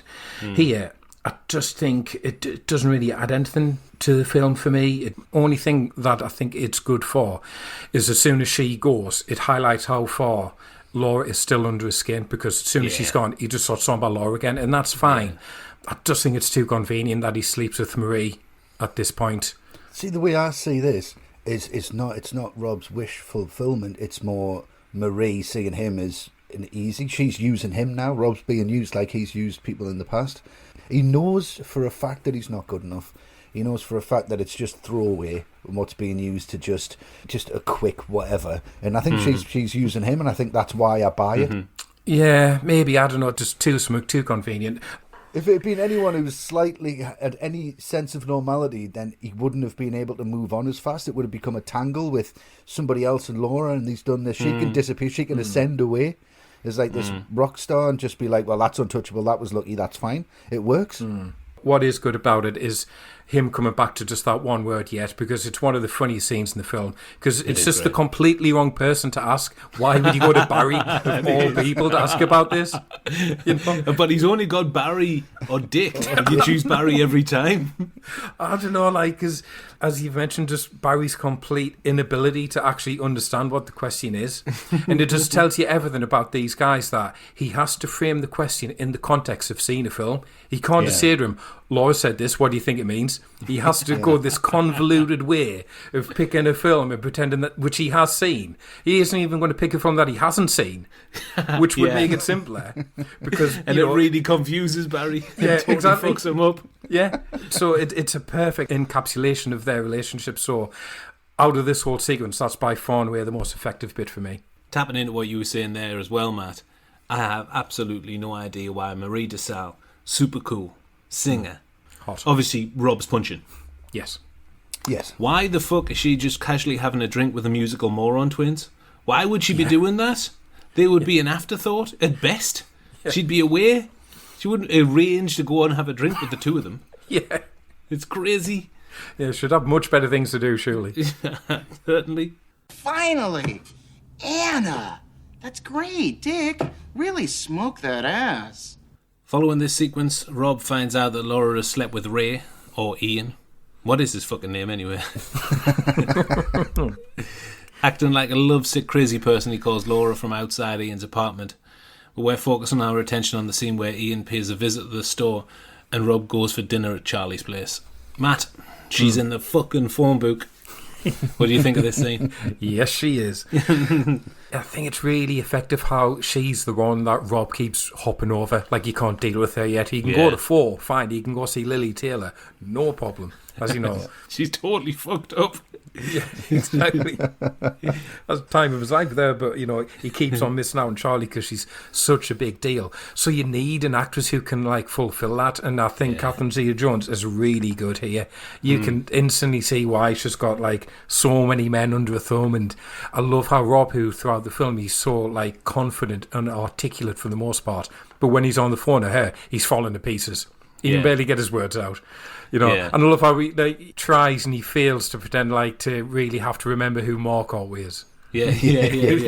Kind of. But it leaves him on top of the world. He's like, yes, I've got over the fear. I've talked to Charlie. I'm going to go see you again. It's going to be great. And then in walks Ian. And it just brings him down in such hilarious fashion. It's perfect. Tim Robbins, how good is Robbins in this? He's brilliant. Absolutely fantastic. Looks ridiculous, ludicrous ponytail. Tiny sunglasses, multiple ear piercings. Probably smells of whatever well food it is this week. And get your patchouli stink out of my store. Well, that's it, because the film, it's been so grounded and so realistic so far. When it suddenly switches to those fantastical scenarios in his head, where he's beating the shit out of him, that makes it all the more unexpected and all the more funnier. Particularly when you've got Dick going full psycho in the last one. Wrenching the AC unit out of the wall and smashing his head in. And Barry's going, yeah! Barry's got his belt off. It's whipping him with his belt. I love that touch. It's absolutely fantastic. And then you get that dinner scene, and in the whole film, this is the only scene that makes me feel tense, because you know what Rob wants to say. And Charlie already suspects that he's going to say it. And you're just sitting there thinking, don't say it, don't say it, don't say it. You could be back in here, don't say it, don't say it. And when he does, it's just agony. She thinks it's hilarious, but it's just agony for everyone else. But I think it's interesting because I think Rob is starting, by this point, he's starting to get clued up a bit about what is and isn't important and about who isn't important anymore. And he realises, actually, Charlie isn't any good for me. Yeah. So, I think it's a really good sequence, really funny, but it moves the plot on as well and develops Rob. Yeah, he says Charlie's awful, and she really is. She says, I've just got back into town. Of course, she's this kind of person who's got this jet-setter lifestyle. We've got this fabulous job that takes her to exotic places. I do find it interesting that they've made the most attractive woman in the film the least interesting. Yeah. Very good, that. Worse than Charlie is Rob's god-awful, puce pink-coloured shirt, silk number. Horrible. It's one of the worst pieces of clothing I've ever seen. It's absolutely disgusting. I'd rather a Cosby sweater. I find it funny that Rob is the kind of person who doesn't go to these types of dinner parties. And we can see how uncomfortable he is and how inferior he feels mixing with these people. And that's reflected in that shirt. He's clearly got no fucking idea what he should be wearing at these kind of things. And I imagine this is the only smart shirt that he has. Yeah, his best one. He's go-to. It's fucking awful.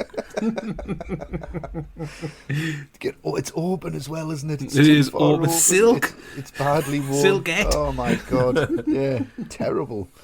That sequence when Ian comes in is simply hilarious. Just every single one of them 3 sequences are hilarious.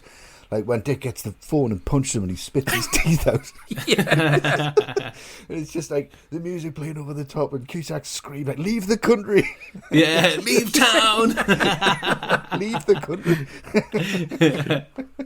But Charlie Nicholson, I fucking hate Charlie Nicholson. Oh, she's awful. Every bone in my body. She's like, bonjour. It's like Del Boy. It's a horrible. What are you doing that for? And then she's like, hey, Jelly Bean. It's all these little bits. It's just these, the walk that she's got and this cockiness that she's got. Yeah, she's really cocky. Bringing his coat over and laying it on the chair and just being like, right, I know what you're going to ask us now. And then her reaction to it, it's just like, fuck. It's it's almost like praising her. Wow, I've stayed in your head for so long. It's almost giving her that feedback and she's relishing it. She's absolutely loving it. That dinner party is my worst fuck. I would prefer Dinner with the Sawyers of the Texas Chainsaw Massacre. We've come full circle. Beautiful. They'd turn up there and be like, oh, Westy, this is everybody, everyone, this is Westy, and nobody just acknowledges you. I'll just, well, you know what, fuck off. Oh, it's horrible. I'm fucking out here. Take that bottle of wine. I'm taking my shirt with this. This is disgusting. But it's just really, really unnerving. But at the same time, I love how his realisation here as a character, for all the fantasies that he's built up, everything he thought that was good about her is now what he hates about her. He thought she had a lot of things to say, and she had this intellect, and she was just fantastic, and she was just untouchable, and she had this mystique. And then all of a sudden, he's kind of, the veil's dropped, and he's seeing behind the curtain, and she's just annoying and just stupid and just saying things for reaction, and a complete, like, soulless individual. I think just fucking horrible. But I love the way he comes out of that a little bit more mature, where he leaves her immature and he kind of leaves his past there with her. So what I get from that whole Charlie's dinner thing is that it's like he's almost realising that, holy shit, like everything that I thought existed about somebody I've made up myself. Like he's created this fantasy that doesn't exist, which spears him on and kind of convinces him that you have to work at a relationship. It doesn't just turn up for you. It's not just perfect from the start. You kind of just go out with someone and just be like, have that person, the most intellectual and the most beautiful, and everything just falls into place. And I love the way that's addressed here. Very, very subtly by Frears, I think. But it's really heavy-handed in the performances. But I think the message is quite subtle. But it's really, really nicely done. Because blink and you'll miss it, really. Because Zeta-Jones is so good at delivering that. Yeah, it's a good performance, just an awful character. Brilliant. Yeah. It's a brilliant performance, and it's an awful character. And until Rob tells you that she's awful, you don't realise yourself. Yeah, because you're still holding her in high regard. Yeah, and as soon as he points it out, you go, oh, actually, yeah, she's crap. And that's brilliantly done. Just over that, 6-7 minutes in that dinner party, I think it's brilliant. Just to go back to what you were saying about Tim Robbins, Matt. His performance is great. He's in under 3 minutes. Yeah. It's hilarious when Rob's trying to call him earlier on, or Rob's trying to call the apartment, and they're sat at the dinner table, and he gets really angry and he snaps at the phone to shut it off. And then he's obviously into this like spiritual shit, so he closes his eyes to kind of like center himself, and then he opens them up with his big smile on his face. Very, very good. He had a similar small role in Anchorman a few years after this, and he said that the only reason that he took both of these small roles because he was promised a custom-made wig for each part, and that he could keep them after the filming ended. So he's got both of them. He wears them at Halloween parties now. Yeah, he said he wears this one at Halloween parties. Of course you do. Just be like. Just be Ian at a Halloween party, just walking in with a spoon and just be like, I need a second opinion. Get out. By crossing Charlie off the list, Rob has escaped the worst of his past as he looks to the future. The Crew. Moving over to The Crew on High Fidelity, there are 4 credited writers on the High Fidelity script. D.V. De Vincentis, Steve Pink, John Cusack and Scott Rosenberg. Based on the Nick Hornby novel of the same name published in 1995. Matt, what do you think of the writing on High Fidelity? I think it's excellent, and I think a lot of it comes down to the most important thing of all, which is understanding the character of Rob and making him work on screen. Because if you think it's only 3 years before this that Cusack, De Vincentis and Pink, they've wrote Grosse Pointe Blank together. Yeah. And I think there's so many similarities between Martin Blank in that and Rob Gordon here. Absolutely. Oh, yeah. 100%. Men of a similar age, they're both having an identity crisis. They're thinking, what does it all mean? Where's my life going? Why am I not truly happy? What do I need to do to make myself happy? That they must have then got this book and just thought, we're 90% there with Rob. We've pretty much cracked him already in this previous film that we did. Yeah. There's just so many similarities between the two. And so because Rob is so front and centre here in this film, if they didn't write him as accurately as they do, the film would just fall apart, because you turn this off after 10 minutes. You'd be like, who is this guy? Do I have to listen to him bang on like this for the rest of the film? You just wouldn't tolerate it. But they get him absolutely spot on. They nail all his positive attributes. They nail all his flaws, all the negative things about him. But he's still likeable, and so you go along with him on that journey that they put in there.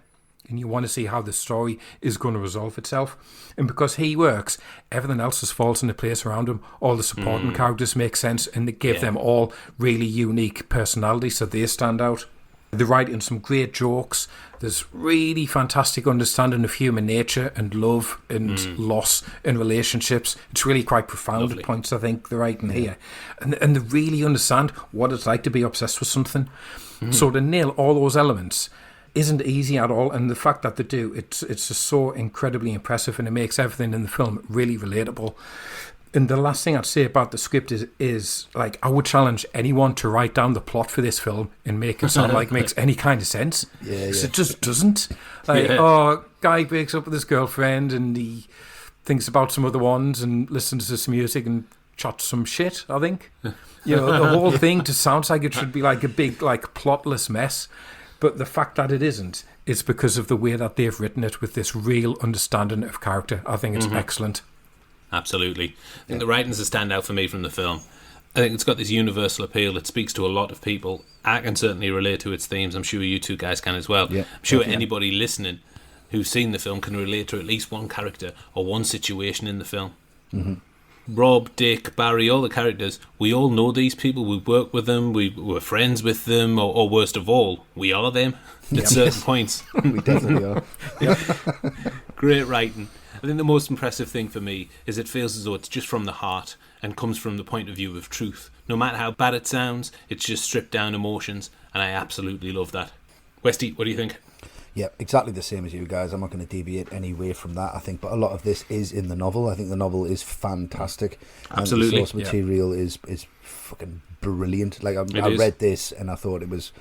I could relate to the novel and thought that because, I mean, it's based in the UK anyway, there was a lot more themes that I could tap into, and there was a few more references that were a bit more obvious to me or a bit more local. But I think for these guys to take it, shift it to Chicago, and then still make it make sense, means it's a very human story, but it's been done in such a way that's so relatable no matter where it is, so that I get real comfort from that. I get real comfort knowing that these guys have taken a novel based in the UK and then moved it over to Chicago and haven't had to add any kind of flamboyance to it at all. It doesn't make as if it doesn't make sense. It makes perfect sense. So no matter where you are or where you're from, your experience is going to be the same. It's a very human experience. Like, relationships are the same. No matter if I'm going to move to Chicago, it's going to be easier. It's going to be cooler. It's not. It's just the same emotions. It's the same feelings. Exactly. It's just a different setting. And I think they absolutely nail that. And for me, I read the novel and I thought, oh, that needs to be there. That needs to be based where it is. That makes perfect sense. You kind of deviate it all from that. But what they keep from that book and what they add themselves is as good as what Nick Hornby wrote in that novel. I think it's on a par with the writing in the novel. It just completely relates to it. It's got respect for it, and I love that. Oh yeah, totally. There's very, very rare that you'll get people adapting a novel to such a degree where they've got such respect for it that it actually comes out on screen, and they keep certain elements of dialogue and they keep certain elements of story and then adapt them to their surroundings. But they didn't really have to do too much of that here, and I think it really, really works and really resonates. Yeah. This makes it really good to know that if you've got them feelings and you've got them emotions, which we all have, it's all right. Because everyone has. Yeah. It kind of Universal unifies everybody. And it is. It's just really good. I love how human it is. It's fantastic writing. Yeah, I agree. I actually did read the book before I saw the film, which was kind of like a minor miracle for me. Huge miracle. And it's a fantastic novel as well. I do remember there being a lot of hoo-ha about the soul being ripped out of the novel by transporting it from London to Chicago. Nick Hornby was fine with the location change. He summarised that the location wasn't the central issue, it just had universal appeal. He said that no matter where he went in the world, people would always say things like, I knew Rob, or I was Rob in my 20s, or I used to work with Barry. And after meeting the writing team, Hornby said the most gratifying thing was that they had thought the book was about them, and you can't be in safer hands than that. Amazing. Nice. You may have noticed there that there are 4 credited writers on the film, one of which we haven't mentioned, and that man is Scott Rosenberg, whose writing credits include Things to Do in Denver, Con Air, Gone in 60 Seconds. Not a resume you'd expect from the writer of this film, and the reason for that is because he didn't write one word of the script. Right. When Mike Newell was first on to direct, it was from a script written by Scott Rosenberg. His version of the script was set in Boston. It was about an independent record store getting bullied by a Tower Records that had just opened over the street. Right. And this script went cold and he left the project. And when the three writers came on board, they were told in passing that there'd been a draft by Rosenberg, but that was being scrapped completely. Job done.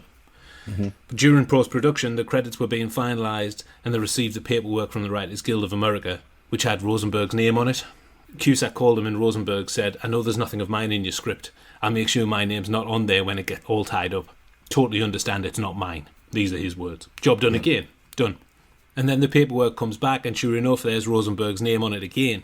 So the three writers called him and explained that his name's still on the documents. And he said, yeah, I've been speaking to my lawyer, who told me the way that the Writers Guild rules work, I have a real good shot of getting a credit on the film. And this rule, now not in play, but stated that the first writer of any adaptation would get a full writing credit. That's ridiculous. It's ridiculous. It made me, reading this made me angry. Really fucking shoddy, angry. Yeah. Really shoddy. He tried to justify it by saying that he got stiffed in a similar way a few years back. And they said, so you've been in our shoes and you still want to go through with it? And he took offence to this as if they didn't want to be associated with his name. I mean, why would there be a fan? I mean, totally hijacked their work. What a total dick move. Yeah, it is a dick move. Sounds so cliched as well, his draft.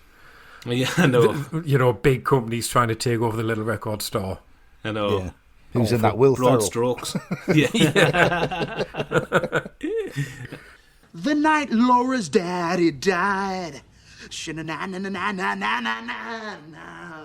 Move over to the music in the film. The Howard Shore score kind of goes unnoticed because the film's dominated by a killer soundtrack. There's a score. I know. When I read that, I thought, Howard Shore as well. Is it? Wow, okay. Crazy. 2,000 songs were listened to, with 70 being picked out in one guise or another for the film. Westy, what do you think of the music in the film? Well, what's not to love? It's just, it starts great and it never dips.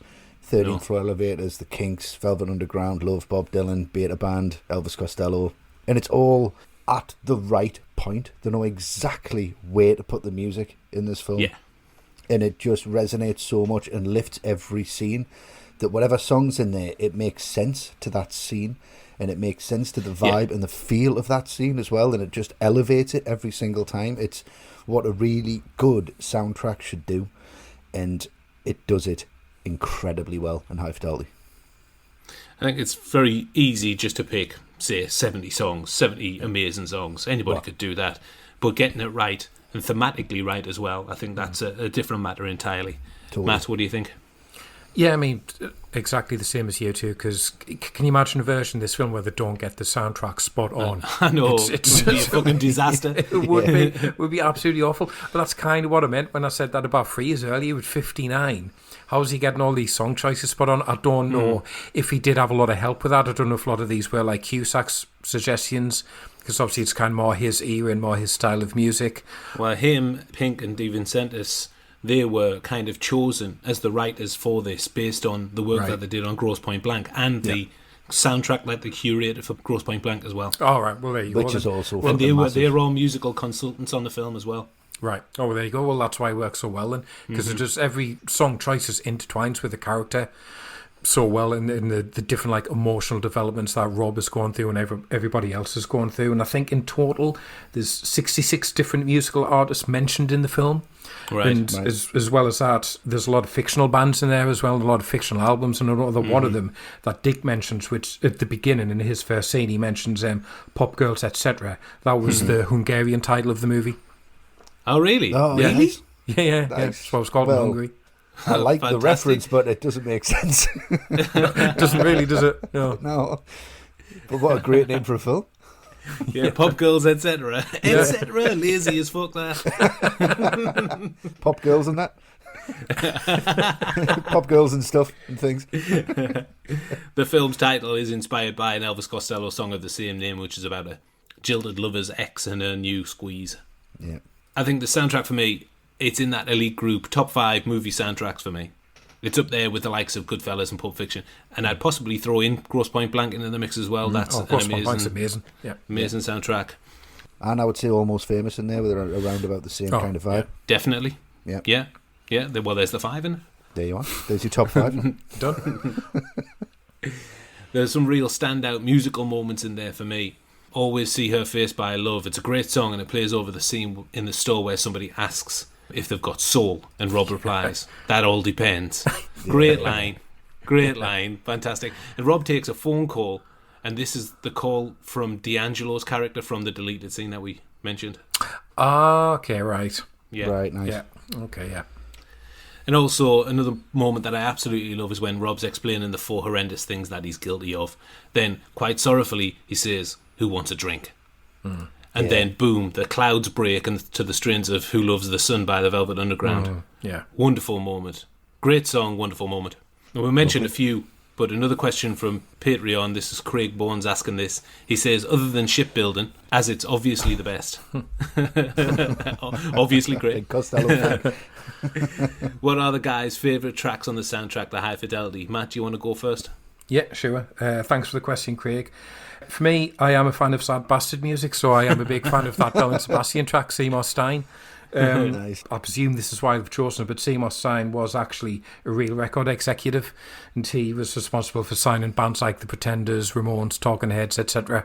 So that's who Bell and Sebastian wrote the song about. And I mean, it's a great intro for Dick's character as well, I think. That is the kind of stuff he'd want to listen. Yeah, just easing him gently into the week. Bit of miserable Bell and Sebastian. You'd see why Barry's furious at it. So yeah, that one's a big standout for me. I love hearing Stereolab on there as well. Yeah, very nice. And then at the end, you can't get a better song than Stevie Wonder I Did the End, can you? What a way to go out on. Beautiful.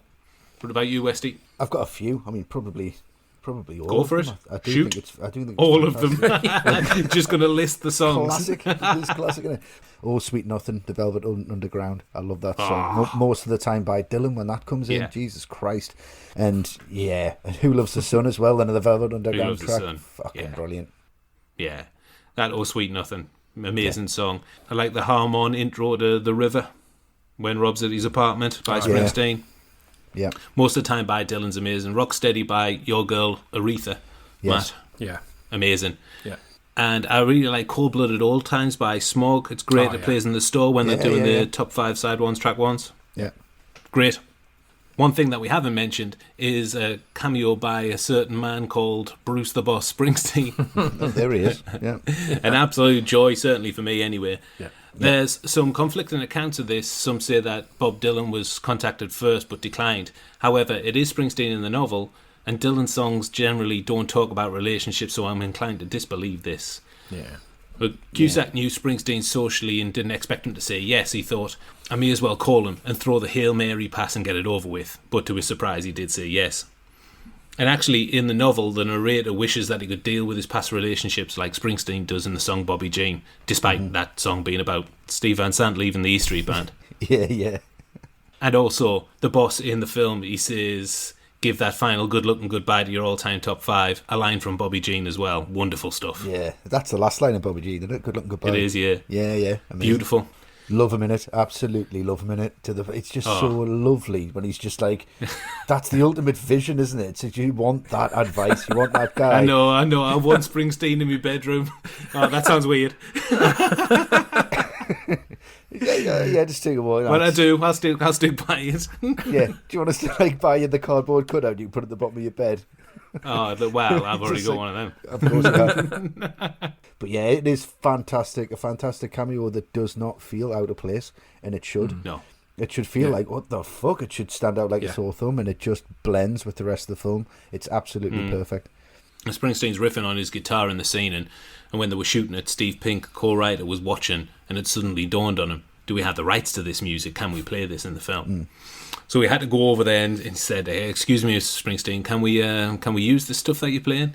And he was just improvising, so it was fine. But Pink had to get him to sign a disclaimer that they could license the music, and also have him on camera saying this is just improvisation, this isn't licensed to anybody, this isn't copyrighted.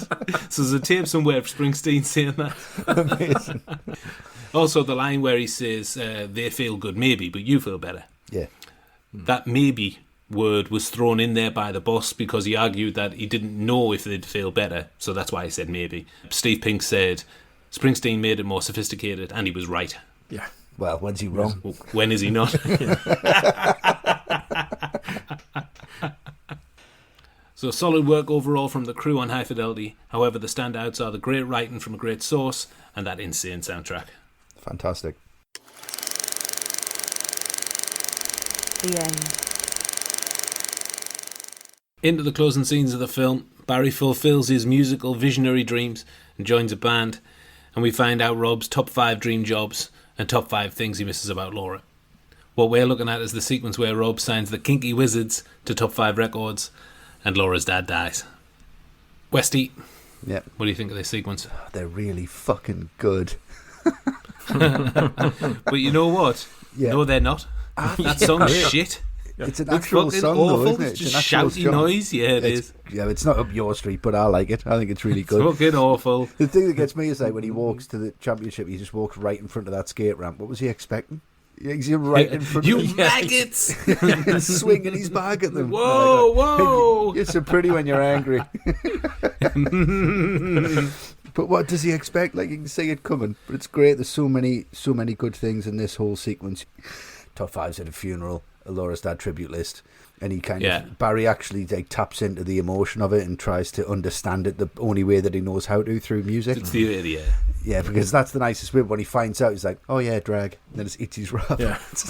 Yeah, well, they're just totally socially inept. Like Dick says, sorry, Rob, because he thinks that's what you should do in this situation. But at least he tries. Barry's response, just ridiculous drag. And then it goes on eating his burrito. Yeah. And then he goes into like just trying to make the best of a bad situation, but totally loses grasp of it. And when he's like starts singing the song, the night Laura's daddy died, mother with a night it really was, brother with a night it really was, angina's tough. It's just like so fucking inappropriate, but so fucking. And Rob funny comes at the out same time. shaking and slapping his face. And then there's that amazing cut again. It's just genius the way that builds. And the only thing I don't understand about this sequence is the sex scene. I understand why it's there, and I understand that she needs to think about anything else but this. But I think it would have been better for Rob to like put music on and a song that she'd forgotten about with her dad or something like that. I mean, he's covered in mud. He obviously stinks. He's soaking wet. It can't be attractive. It can't be enjoyable. It's just one of that. It doesn't really sit right with me. That's the only bit of the film that I just think, right, okay, that this is a little bit weird. And it almost feels like Laura's just settling. She's like, I'm just too tired not to be with you. My sentiments exactly, Wesley. I find that pretty tough to deal with. Like, for all Rob's been through and all he's trying to reconcile, she's just kind of going, oh, well, you know what? I can't really be bothered because Ian was an absolute nightmare. So Rob's not as bad as Ian, so I'll just kind of settle for him. And maybe that's what Rob deserves throughout the whole film, but maybe it isn't. Because he has been an arsehole, but he hasn't been. But then again, that's life, isn't it? That's how people think. No one's 100% sure of anything at any point. Sure. That's the only bit out of this whole sequence that I don't quite connect with. I feel like it's a little bit disjointed. It loses its shine a little bit here for me. But that's pretty much the only thing. I'm with you, Westy, on this. On a similar vein with you on this one. I understand that having sex to feel something other than grief that she's feeling. But again, I'm not too sure how strong her emotions are for them getting back together.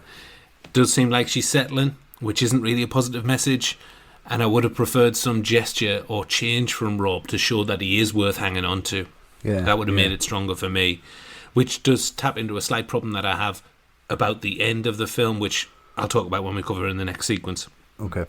What I also think is really weird is when they're in the car, she's talking about how her dad used to bring her and her sister to this spot that they've parked up at, and then literally in the next breath she says, will you have sex with me?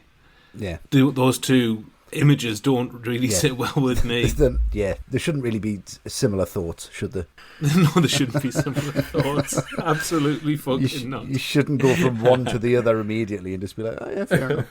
But the moment that Rob says, I'm sorry, and most of the time kicks in, that gives me chills. Because I really do feel that line is genuine from Rob, and the song's so melancholy it taps right into the feelings. I love it. This whole sequence, I'd say it's probably my favourite sequence in the film because it just judges and juggles these different tones so well. So to start off with, it's hilarious seeing how pissed off Dick and Barry are that the skate fuckers are actually good, in their words. It's so annoying to them. Barry's face, he's just so annoyed at it. It's really fucking good. It's really fucking good. And he's so pissed off, so I love that. And when Rob goes out to make them the offer to they put out the single, you think, all right, so this is where the film's going, is it? It's going in a slightly different direction. And then as soon as you kind of start adjusting to that, it's just bam, you get that impact of feeling about Laura's dad. And even though you've never seen him in the film, I think it's still really impactful just because of the fact it comes out of nowhere, which quite often these events do, unfortunately. So I certainly feel that. And it is set up as well a little bit earlier when Laura's mother leaves the answer machine message. She talks about of course, her dad's angina. Yes. So a nice little setup. Yeah, it does. Yeah, you're right. And even then, and you guys are kind of touching it already, it's just the fact that as soon as this real-life event happens, what do? They just put it into the context of music. It's the only way they know how to handle things. Yeah. And they're all being genuine. And you can see that just by how, like, stupidly seriously they take it, like, arguing over Jan and Dean and which one was in the car crash. Yeah. Disqualifying a song because it was in the Big Chill. Yeah. You know, it's absolutely ridiculous how seriously they take it, but that's the only way. Yeah, well, it's the only way they know how to deal with life. Put it in that context straight away. And obviously it's Barry who goes one step too far and starts making up that ridiculous song. You know, as funny as it is, but it's obviously going to be Barry who just like completely obliterates. It's really catchy. It's stupidly catchy. For something he's just come up with. But what a night it really was. It's like a Spinal Tap song. It is. It really is. And then what I really like, though, about the sequence as it goes on, it just shows you how messy and complicated relationships in life is. Like, at the wake, they should just be focused on the grief, but they're not. There's still relationships and personal issues to sort out. And yeah, Rob should maybe keep his lip buttoned a bit here, but I don't blame him for reacting to Liz, to be honest. No, she's not is very accommodating. No, she's thrown a few barbed comments his way, and she tries to back out of it, but I don't believe it for 1 second. She's trying to wind him up, and no, it's not the time or the place, but that's just life, isn't it? Yeah, you know, that is how things come to the surface, especially like when you've got all these heightened emotions. And yeah, that bit where she does ask Rob to have sex with her in the car. Yeah, it's weird and it's messy and it's complicated, but so are relationships. Yeah, maybe that's just how relationships work in the height of grief. I don't know. It is bizarre, but maybe the fact that it is bizarre is supposed to be the point. Okay. Well, yeah. Fair enough. Nothing is getting tied up neatly here. No, you're right. You're absolutely right. And brother, what a night it really was. Mother, what a night it really was. Janus turf. It's just when he stops. I've got another line. Mother, and Janus turf. Brother, what a night it really was. Mother, what a night it really, angina's tough. Glory be. Brother, what a night it really was. Brother, what a night, angina's tough. Finally, Laura and Rob are back together, but Rob has to deal with one final female distraction. He puts out his record, but has to suffer the sounds of Sonic Death Monkey to go along with it. Matt, final sequence, what do you think? Final sequence. So, starts off, uses Sweetest Feeling to begin with. And I think a joy. It is a joy. It's a really Absolute clever piece of shorthand for me, because it's such a joyous song, and I feel it's slightly filling in the gaps that I feel are missing from Rob and Laura's relationship that I'm not feeling. But then you've got this lovely tune over the top of it. So I'm thinking, okay, well, that's how I'm supposed to feel, I guess, even though I'm not maybe too convinced of it. And it's the portion of the film that starts to feel a little bit like a sitcom. Like, there's a gig coming up that Rob is completely unprepared for, and Barry's going to play at it, and he doesn't want Barry to play at it, but Barry's not going to back down. How's all this going to get resolved? But I think what's more important, though, is what's going on with Rob in his development. So he is back with Laura, but then he has that little flirtation with a journalist, and he puts together the mixtape for it. And again, absolute dick move. He just basically like waves it in Laura's face, trying to make her jealous or trying to get a reaction out of her. Which, to her credit, she just doesn't care at all. Just, okay, fine, no, you she do that. doesn't. And I think it's at this point he's finally starting to wise up, even if that means he makes like the worst marriage proposal I've ever heard in my life. Oh, it's a disaster, isn't it? God, I mean, it's barely a proposal. It's like, awful. Like the end, are you sure you actually proposed during that? Because absolutely ridiculous, and that's all fine. I just think it's starting to lay it on a bit thick by this point that Rob's a fuck up, but he's starting to learn now, and he's starting to grow as a person. Okay.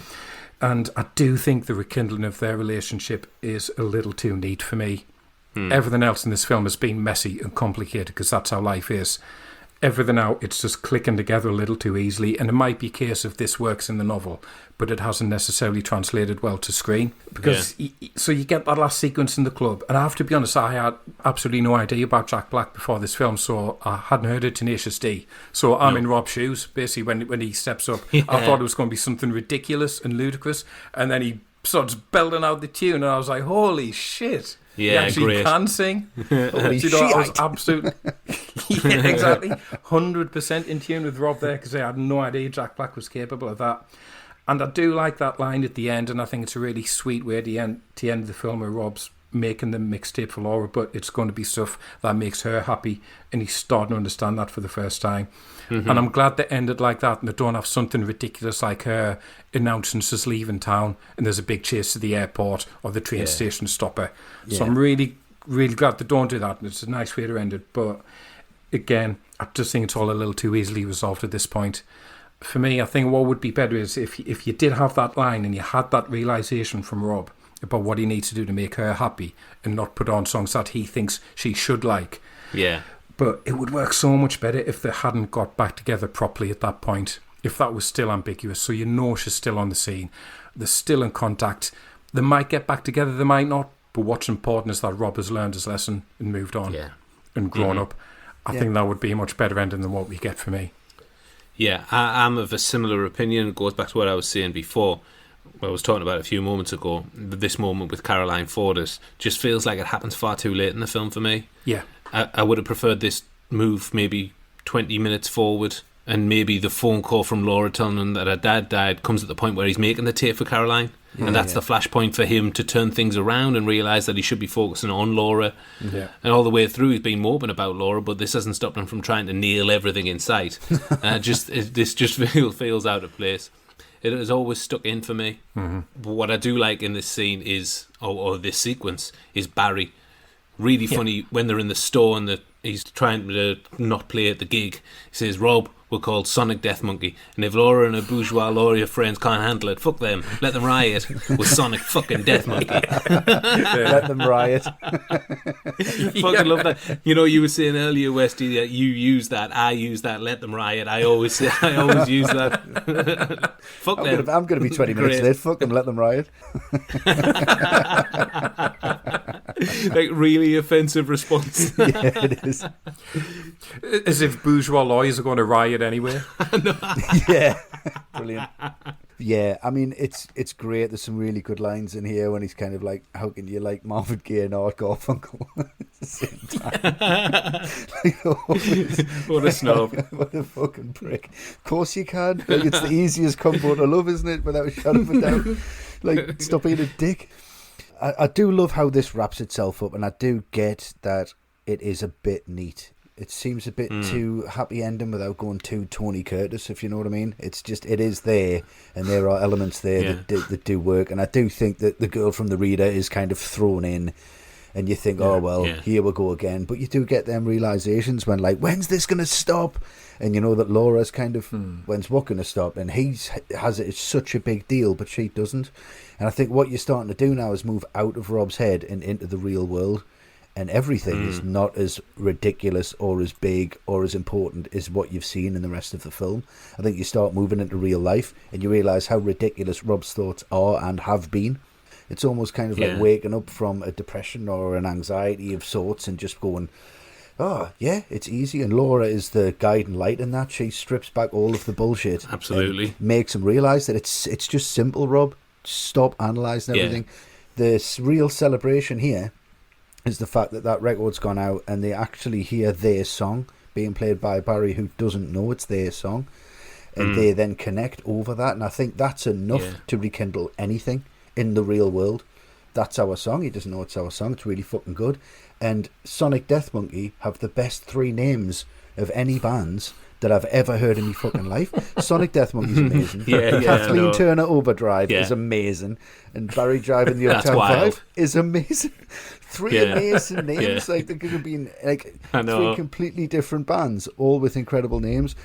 And I do think it's one of my favourite end lines, like Matt touched on. But when he turns to the camera and says, for the first time, I can kind of see how that's done.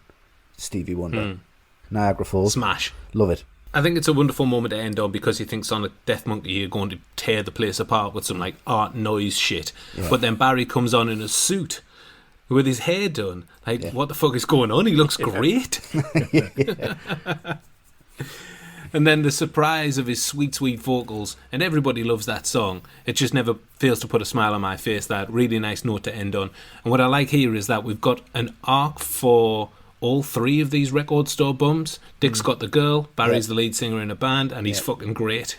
Yeah. And Rob's much more fully formed adult. He's successfully launched his first single. He's with Laura and realised that a good compilation tape for her should be full of the stuff that she would like, that would make her happy. Very nice. I also like that it ends how it begins, with Rob sat on a chair listening to music, but there's a serenity about him, kind of almost a smugness that he's finally cracked it, which is reflected in the Stevie Wonder song, a direct opposite to the song that's playing at the start, tone and lyrics. Beautiful stuff. Yeah, fantastic. My favourite, though, of the Jack Black performance is when he's like, it's his hand movements, when he does like this, there's nothing wrong with me, loving you. And he's like, his hand goes like, baby, no. Sugar. The way he does the sugar. It's so fucking good. Sugar. Wow. He's taking the piss, and it's still amazing. Yeah, great. The original choice for that song was another Marvin Gaye track, Got to Give It Up. Black didn't think it fit the tone and suggested Let's Get It On instead. He was 100% right. Oh, 100%. And the idea was to pre-record Black's audio track and have him lip-sync. He was nervous and the shoot was scheduled for 9 a.m. and he said, I can't perform at 9 in the morning. Who can? Let's do it like 9 at night, maybe. But when it came to it, he couldn't lip-sync, so the whole performance was live and in one take. Nailed. Oh, excellent. Sugar. Very nice. So all's well that ends well, with all the characters in a better emotional place. Reception and awards. At the after-show party of High Fidelity, Tenacious D performed live on stage. Shame it wasn't Kathleen Turner Overdrive. Love to see them guys. Fucking great. On a budget of $30 million, High Fidelity returned a respectable $47.1 million worldwide. Critical reception was positive as well. The Washington Post said Jack Black was a bundle of verbal, ferocious energy, and frankly, whenever he's in the scene, he shoplifts the movie from Cusack. Yeah, pretty much. I wouldn't say shoplifted, I would say they're both shoplifted together. Like Vince and Justin. No, those are for us. Yeah. Roger Ebert, our old pal, what do you think he give it? 3. 3 out of 4. He actually gave it 4 out of 4. Oh, lovely. He said, watching High Fidelity, I had the feeling I could walk out of the theatre and meet the same people on the street and want to, which is an even higher compliment. Oh, lovely that. And Rolling Stone said it hits all the laugh bases from grins to guffaws. Cusack and his Chicago friends have rewritten Scott Rosenberg's script to catch Hornby's spirit without losing the sick comic twists they gave Grosse Pointe Blank. Have to put Rosenberg in there, don't they? Yeah, I think you might need a bit of a history lesson on the guys at Rolling Stone. Yeah. Should listen to this.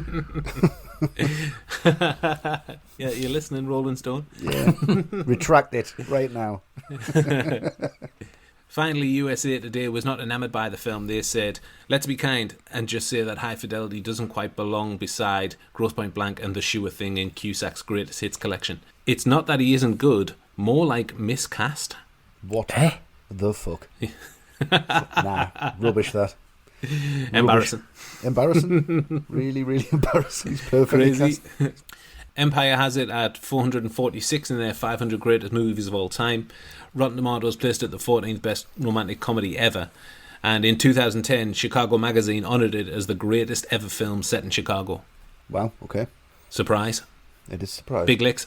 Really big licks, that. From a contemporary point of view, High Fidelity has 91% on Rotten Tomatoes and 7.5 out of 10 on IMDb. Big numbers. Yep. Big film. So it should. It's fucking massive. Big tunes. Huge, massive tune. Yep. The screenplay for High Fidelity was BAFTA nominated, and John Cusack got a Golden Globe nomination for his performance as well, but the film's legacy lies in the goodwill and strong fan base it continues to hold. Definitely does. Sequels and influence. There are no sequels to High Fidelity, of course, but there have been a couple of adaptations of Hornby's material. Firstly, in 2006, High Fidelity was adapted into a Broadway musical, and ran for a total of 13 performances over 27 days. The New York Times described it as a show that erases itself from your memory even as you watch it. Have that. Worth catching then. Yeah. More notably, there was a TV show that was released on Valentine's Day 2020. It flips the gender of Heartbroken Rob with Zoe Kravitz in the lead role. Its locations moved from Chicago to Brooklyn. Have any of you seen the TV adaptation? I didn't even know it existed until 2 weeks ago. Westy? No, then.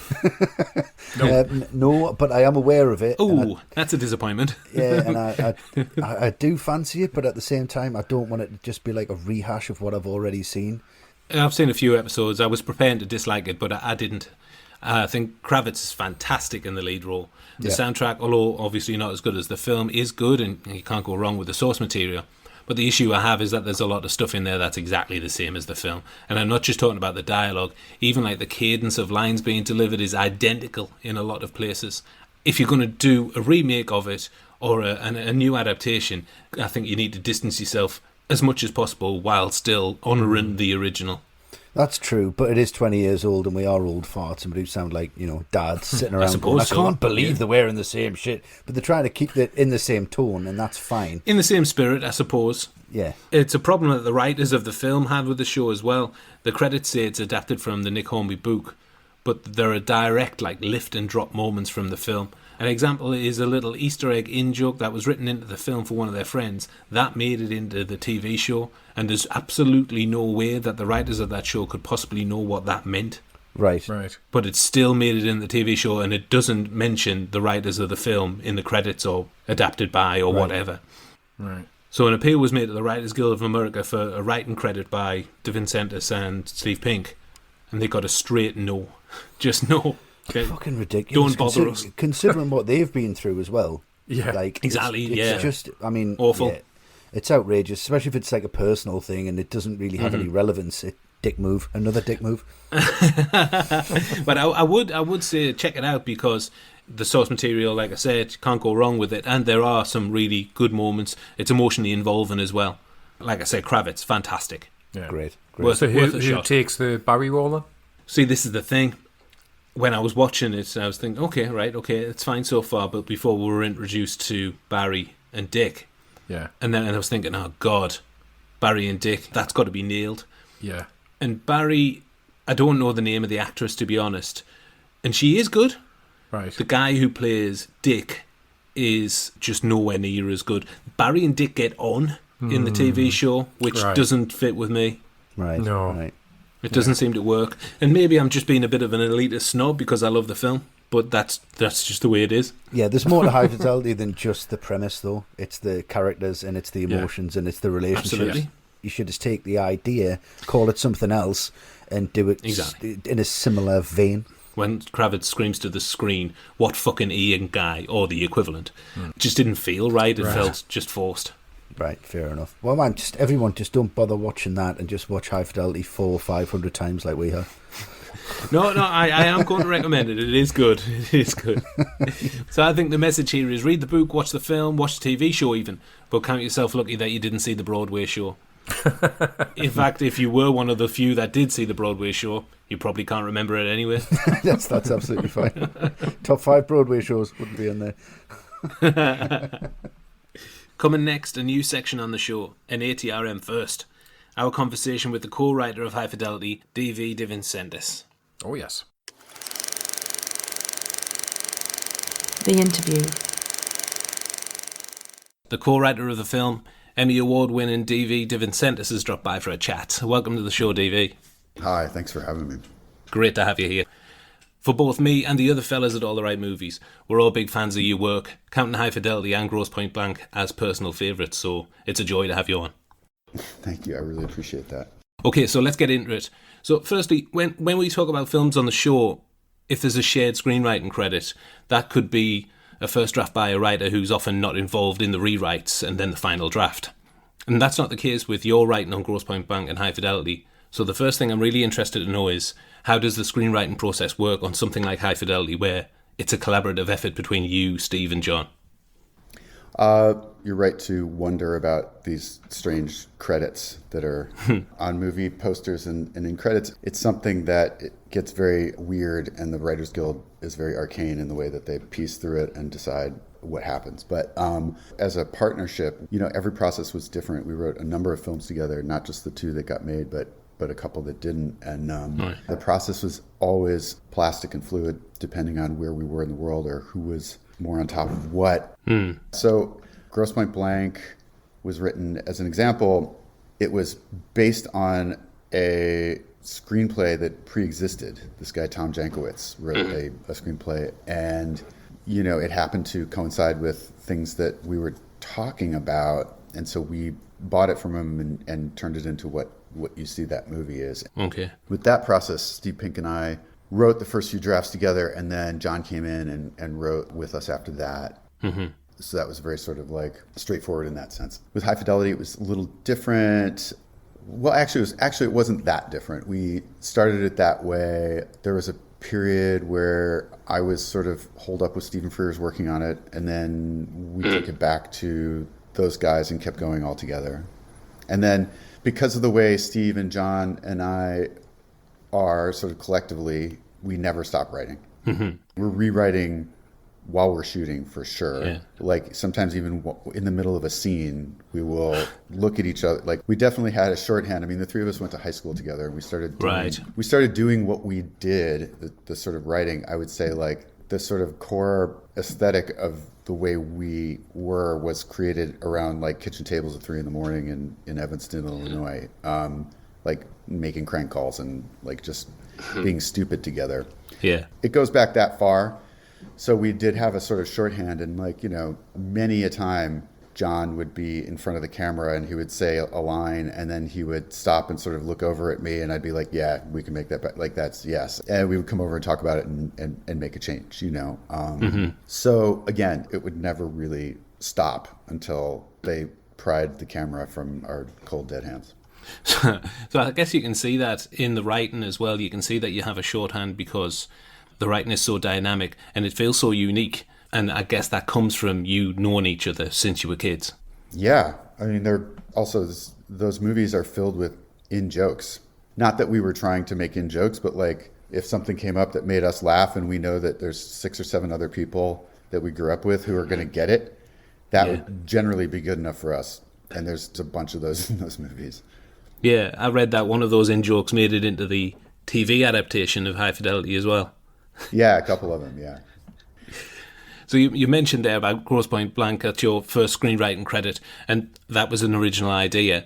And as we mentioned on the show, High Fidelity was an adaptation of a Nick Hornby novel. So what's the difference, or how different is it to write an adaptation compared to an original idea?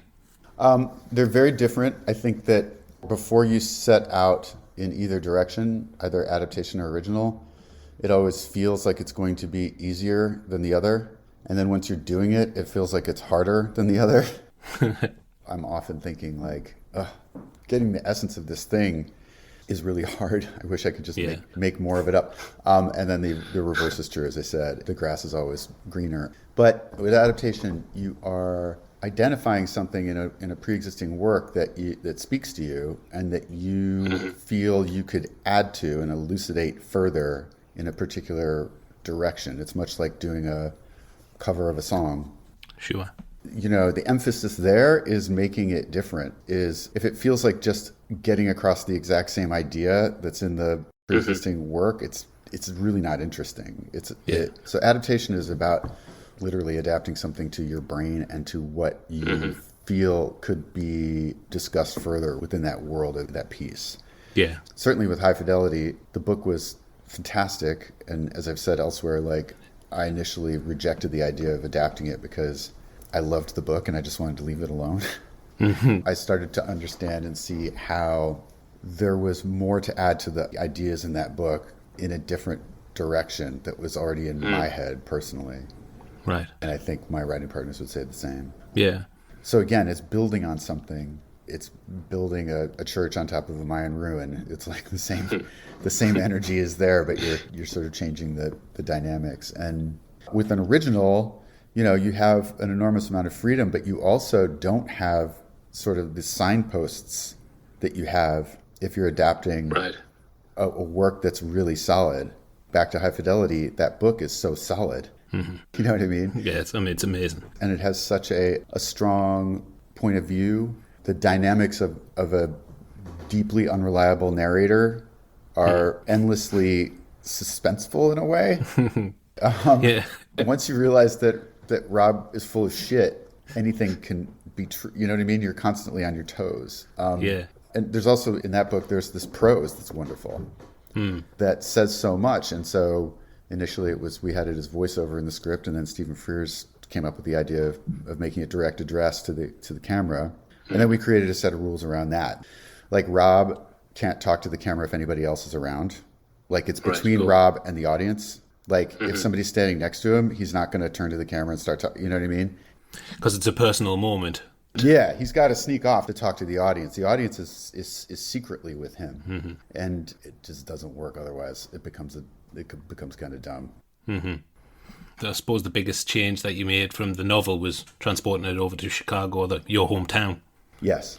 And I do remember there was a lot of hoo-ha about the change of location when the film came out. Yeah. Nick Hornby says this as well, that it's not about the location, it's about the people, and it's about the relationships. And he says that Barry, the store clerk, or Rob, he's met them everywhere he's been in the world. Yeah.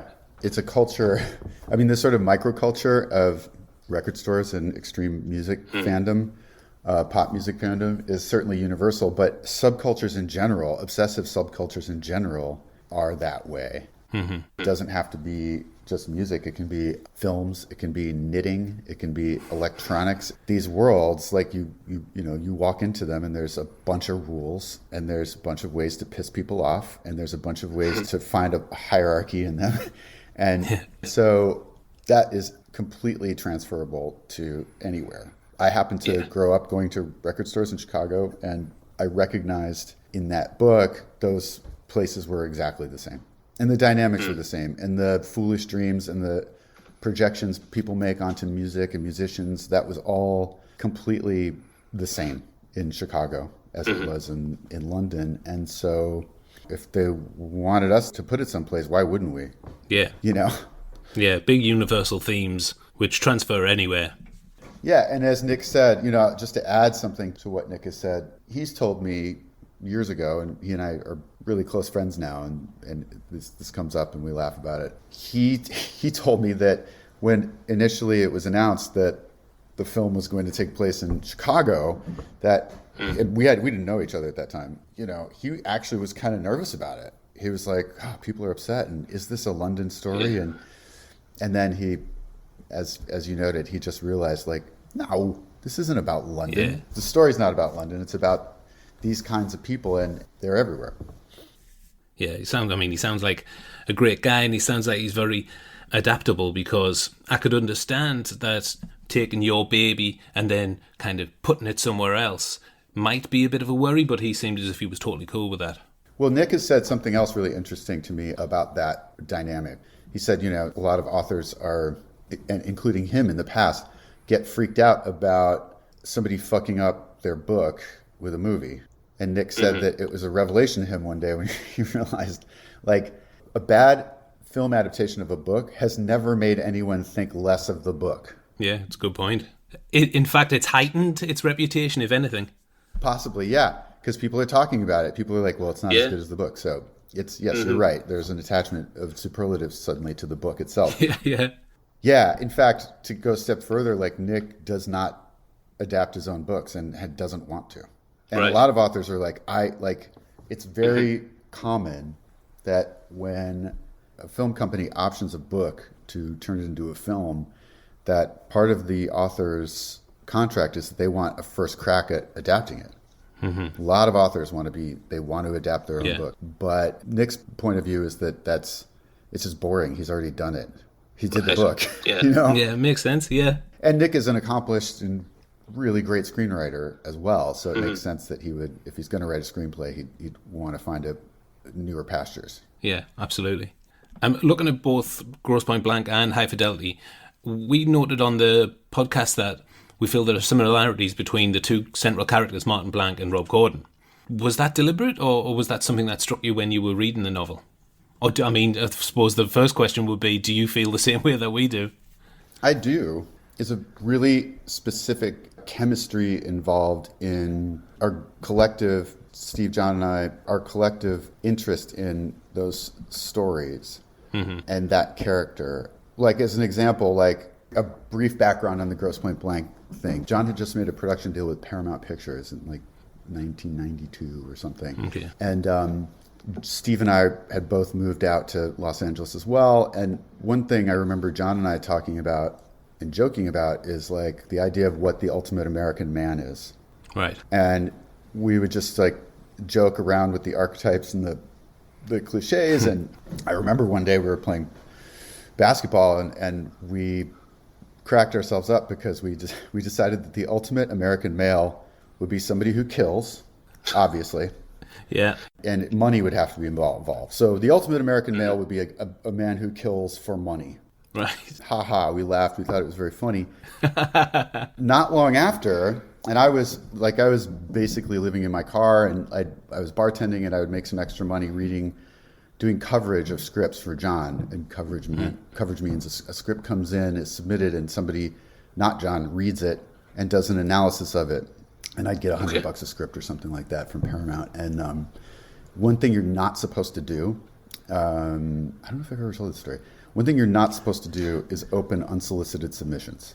So if it comes in the mail in some manila envelope from some person out in the world, you're supposed to throw it in the garbage because of liability. Right. You're not supposed to read these things because if you do, and you wind up having a similar idea, that person can sue you and say you read it in the script, yada yada. Of course. But I frequently could not help myself because I found the scripts coming, and I was like a 25-year-old asshole. So I was like, these scripts suck. All these scripts suck. So I was like, well, let's see what's coming. Like occasionally I'd dip in and see what was coming over the transom through the mail, and I opened this middle envelope, and there was a great title on the front page. It said Grosse Pointe Blank. Right. And I was like, well, that's clever. And I started reading it, and it wasn't formatted really. It was formatted sort of like a television. It was very spare, It was like not a whole entire screenplay. But the idea of this, the basic idea was in there, which is that this contract killer is going back to his high school reunion. And I just thought, based on that conversation that John and I had about a guy who kills for money, like this thing felt like the perfect vehicle for the ideas that we were talking about.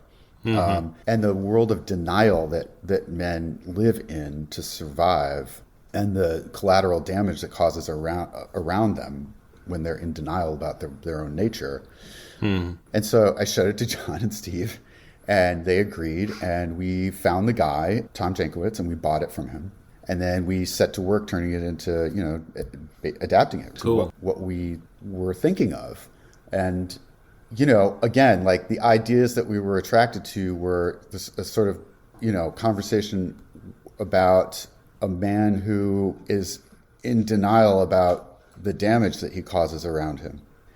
And that is very much the same as Rob, who, by the way, in the movie his name is Rob Gordon. In the book, it's Rob Fleming. And Nick thought, because Nick is a big music reader and overthinker, he thought that I had the name of the book is Rob Fleming, and I changed it to Rob Gordon. He thought because I was possibly giving a nod to a guy who wrote this book called It Came from Memphis, named Rob Gordon. It's a brilliant book. If you haven't read it, you should read it. I have heard it. The name rings a bell. It Came from Memphis. It's one of the best books I've ever read about a subculture or about a place, about a secret history of a place. Anyway, I had simply one day needed to write the last name as I was writing the screenplay, and I was flipping through the book and couldn't find Rob's last name, and so I just made it up. I made up Gordon because it's a family friends of ours, my family. Nice. Rob Gordon is very much like Martin Blanc in that he has an idea of himself that's not accurate. He's very good at making excuses for himself. And he's not a good guy. Like that's like the big secret about that character. Like it's always kind of upsetting to me when I see, or when I have seen men sort of think highly of him or identify with him or be like, he's just like me. I'm like, then you got some fucking problems, man. Like you gotta he's not a hero. He's an anti-hero, really. No, yeah, absolutely. You know, he doesn't even really fully get it together at the end of the story. He gets it together enough. Yeah, exactly. Just enough. But he's not fully formed. He hasn't fully arced. No, and he never will, and none of us ever will, really. And anybody who thinks that they've completely changed into the person they're supposed to be is definitely fooling themselves and you. So it's a lesson that's not really hit on the head in the book or the movie, but it's there if you want it, which is that if you try to make yourself a better person, you can only get so far, and that's okay as long as you get far enough to be able to at least be a decent person to those around you most of the time. Like that's a huge win, I think. And I think absolutely. Rob is inching towards that at the end of the story. But Martin Blank is similar. They both find their way to a place at the end of the story where they can kind of exist in a more conscious way about, in terms of their interactions with those around them, particularly their women. But they're not perfect at all, and they're absolutely, whatever the scene would be next after the last scene of Grossman Blank or High Fidelity, it would involve Martin Blank or Rob Gordon fucking something up for sure. And it has to be said that an actor like John is irreplaceable in terms of playing characters like this. It's almost impossible to find an actor who can get away with as much bad behavior and still be sort of instinctually, intrinsically loved the way John can. Yeah. It just doesn't happen, Well, this is what we said on the podcast. We were saying that because Rob isn't a fantastic guy, but the thing that really does make him lovable and that you don't hate him is John Cusack's performance, and John Cusack as an actor, and just as the persona that he gives off. He's, perfectly cast. Yeah, and we're so fortunate to be writing this at him, you know what I mean? I think, and also, by the way, at the time, the sort of era of these two movies getting made, they were much easier to set up movies like this than they are now. Yeah. I'm convinced that neither one of those movies could have been made today. Wow, that's sad. Yeah, I just don't think so. But what made it certainly easier was whoever was paying for these movies could look at this kind of character and then look at John and be like, okay, I can see that. I can see how this actor can get these complex things across while still being likable. Yeah, absolutely. You've written 2 films directed by Stephen Frears, this one and Lear the Favourite. How closely did you work with Stephen during production of High Fidelity? Like side by side. Like I never left his side at all. Like pretty much from first contact in London. That was it. And Stephen is a director who has so much outward facing value. Like he is completely smitten with the mystery of what actors are. He loves actors. There's the only thing more fun than watching an actor do a great performance on a Stephen Frears set is watching Stephen watch that actor. Right. And he is like that also with writers. He values you as a writer. He wants you around. He wants to know if something makes sense. If it doesn't, he wants to turn to you and say, well, that doesn't make sense. What is this? I don't understand. And then you are engaged in a dialogue about it and you figure out a better version without fail. Or you're able to explain it to him and he goes, oh, right, I see. Okay, fine. He holds writers in very high esteem and doesn't consider them done just because they've turned in a screenplay. Yeah.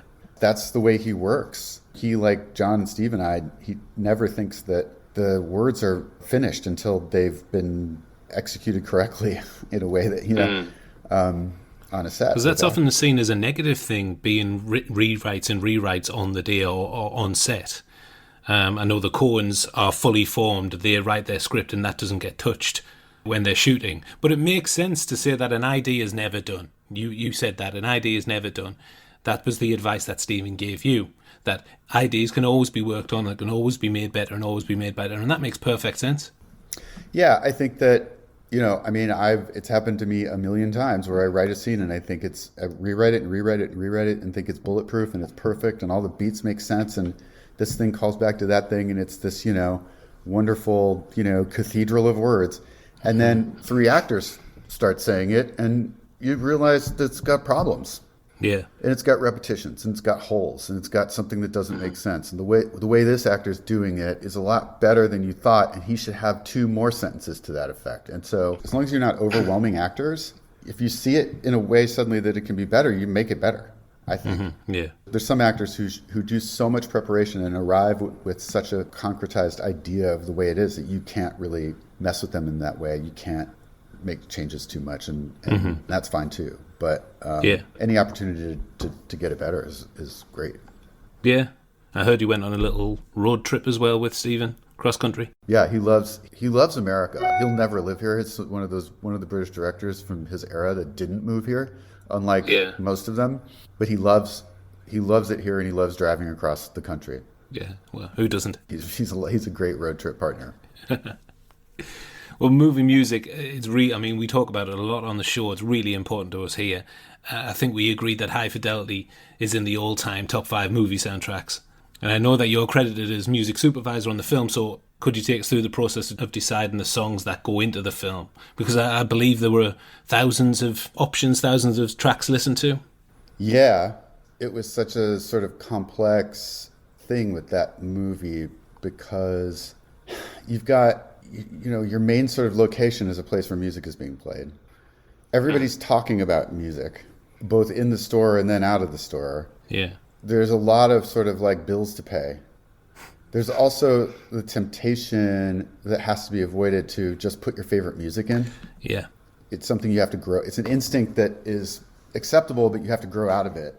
You have to understand that if the character just likes all the music you like, it's probably doing something wrong because the character's not you. Yeah. And, that was certainly true for me with Rob. Like, right. You like stuff I'm not a huge fan of. Like, I'm not a huge Bob Dylan fan. And I think that character is a huge Bob Dylan fan, But, John and Steve and I mean, Frears sort of didn't have an opinion. He was like, well, whatever makes sense to you guys. And of course, he'd have an opinion when he actually heard it against picture. He'd be like, no, not that. But in general, he left it to us. The 3 of us had many spirited debates about the music for various parts of the film, a lot of horse trading, and then you also are up against the basic economics of it. I mean, I believe we had a bigger budget for music for Grosse Pointe Blank than we did for High Fidelity. Really? Wow, I'm very surprised. Yeah, the same parent company. Like, Grosse Pointe Blank was, I think, Hollywood Pictures, which was a subsidiary of Disney. And I believe High Fidelity was Touchstone, which is also a subsidiary of Disney. So you're talking about the same company. And we had the same fairy godmother musically, this woman, Kathy Nelson, who was sort of pivotal and key to us even doing High Fidelity. And she's sort of the grand queen of soundtrack records. Mm-hmm. Anyway, High Fidelity had more music cues in it than any film in Disney history or in the company, in the corporate history. Wow. It had more cues, yeah, and we had less money to work with than Grosse Pointe Blank, but we did it. One of the ways that it wasn't the reason we worked with a lot of independent music, but it did work well for us, that we got very inside with a lot of music that's not super popular, wonderful music, which absolutely made sense for these characters. Mm-hmm. It is set in Chicago at a particular time, and the movie is filled with Chicago-based label music. Drag City, Thrill Jockey. There's tons of that in the movie because it just makes sense for the time and place. Yeah. It also turns out that is easier than licensing Aerosmith records or Rolling Stones records, Yeah. So the process of deciding songs for the film, I mean, you sit there and you put things up against the movie and you watch it and you see what happens and see if it makes sense. And you can be completely committed to the idea from the moment you wrote the scene. You could know the song, and then you could watch the movie with the song against it and see that it does not work. Right. A Grosse Pointe Blank story about that. Like, there's a scene in Grosse Pointe Blank where Martin Blank goes to look at his childhood home, and he sees that it's been turned into a convenience store. Mm-hmm. The idea that I had for that scene was that he's listening to a song when he pulls up, and he sees it, and he's in shock, and he walks through the front door of what used to be his house, and it's a convenience store, and as he crosses the threshold, the song seamlessly becomes a Muzak version of the song. Yeah, it's Live and Let Die. Yeah. Now, I originally wanted that to be Smells Like Teen Spirit. Right. And it's in the script. And for weird reasons, knew Courtney Love from when nobody knew who she was, when we were like 19 years old. She was like Right. Okay. really young. And I reached out to her and she was like, yeah, well, you know, if the other guys say it's okay. So then I had to basically, I arranged a screening for Dave Grohl. And Dave Grohl and I sat down and watched the whole movie with that song in that spot. And I'm sitting in this dark theater next to Dave Grohl watching this, and, you know, this thing that I thought of when the scene was written. And as it starts playing and I'm actually sitting next to Grohl, I realize it doesn't work at all. It totally doesn't work. And we watched the rest of the movie, and then the lights come up, and he's like, oh, it's such a great movie. I was like, thanks. I was like, I don't know. He's like, yeah, I don't know. I was like, I don't think it actually works. He's like, yeah, I don't really either. Yeah. Thank God, because if he said yes, if he said it works perfectly, that would have been an awkward conversation. I said, if he said I love it, it works perfectly, I probably would have left it in. Yeah. But yeah, it was really weird that, like, I realized that it didn't work. And so tried Live and Let Die, couldn't get the rights from Paul McCartney and Wings, and so went around the corner of the record store, got the Guns N' Roses version, put it on. It was the best of all three ideas. It was the best version. Yeah, I think it's worked perfectly. But like that gives you an idea of the weird alchemy of it. Like you can have the idea, and it's by no means correct until it actually works. It's like a setup between two. It's like setting up two friends of yours on a blind date. Like it may make complete sense, but it could also totally not make sense. It could be a disaster. Yeah, a disaster. Yeah. So, you know, the process was us just putting songs up against picture and talking about it and arguing about it, debating it. And then there were some things that had to be decided beforehand because they were actually being discussed. You know, like the Peter Frampton song for Lisa Bonet, or the Beta Band for selling the copies in store. Like those things had to be kind of decided up front. And there was a moment when we actually wanted to use a lot of Beta Band. We even wanted to have it maybe score the movie. Okay. And it didn't come together because they weren't, I can't remember what the deal was with them, but they were having difficulties at the time. I think there's actually a documentary made about it at some point. But yeah, I mean, for every idea that did happen, there's like 14 that didn't. Yeah.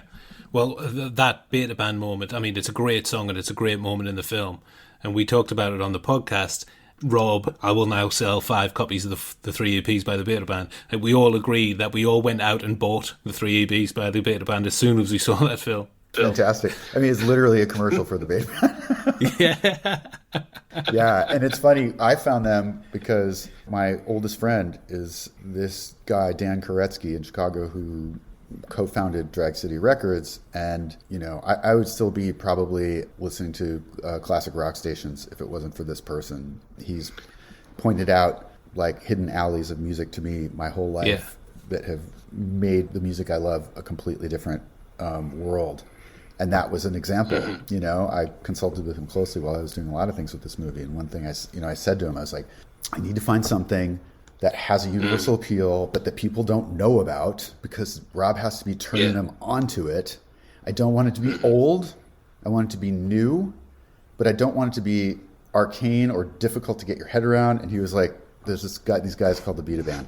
And sure enough, you know, I was like, perfect. Yeah. I think everybody needs a friend like that. I certainly do. Yeah. Okay. Finally then, DV, I've read that out of you, Steve and John, you're the biggest music fan.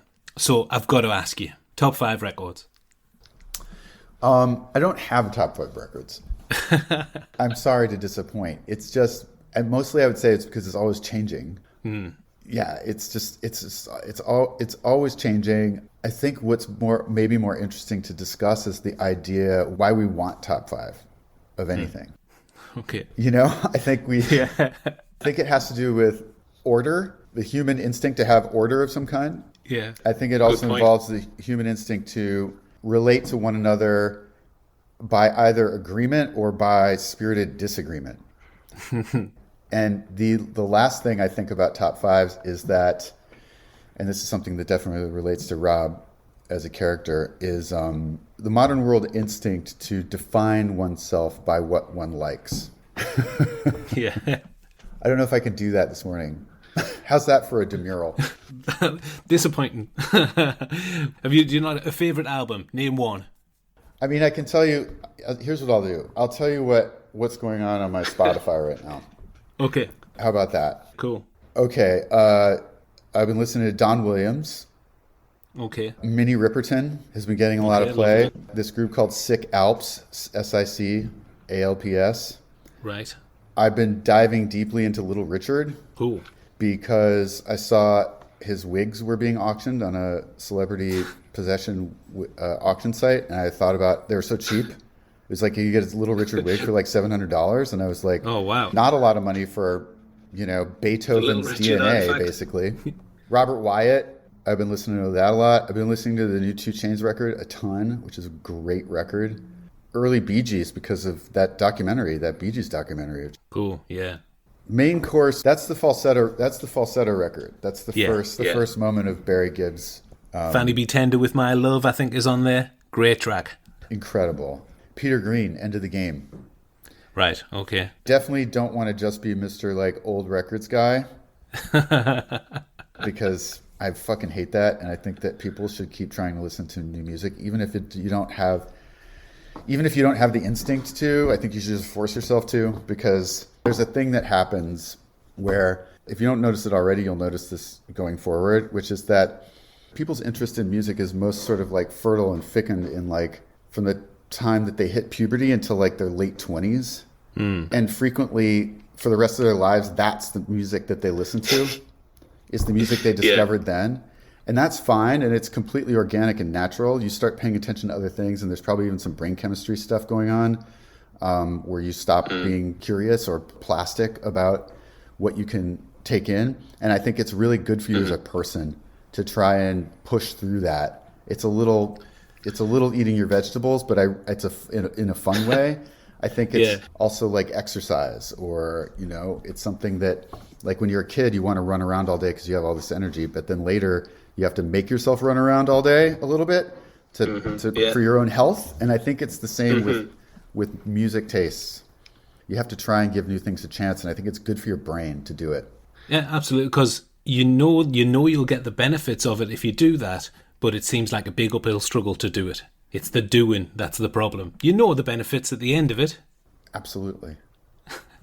Okay, well, couldn't get the top 5 out of you, DV, but it's been great talking to you. Thank you so much for coming on the show. Not at all. I really appreciate everything you've brought up, and it's it's a total pleasure to talk about these things. Oh, wonderful. The pleasure's absolutely all ours. I know our listeners will love it as well. Good luck with the new show as well. Hope it all works out well for you. Thank you so much. Yeah, anytime. All the Right Movies ranking. There you have it, DV DiVincentis. Wonderful man, wonderful anecdotes. Thanks for stopping by. Okay, the final track on the tape is a classic. It's the All the Right Movies ranking. Westy, would you like to give us your summary and score for High Fidelity? Yes.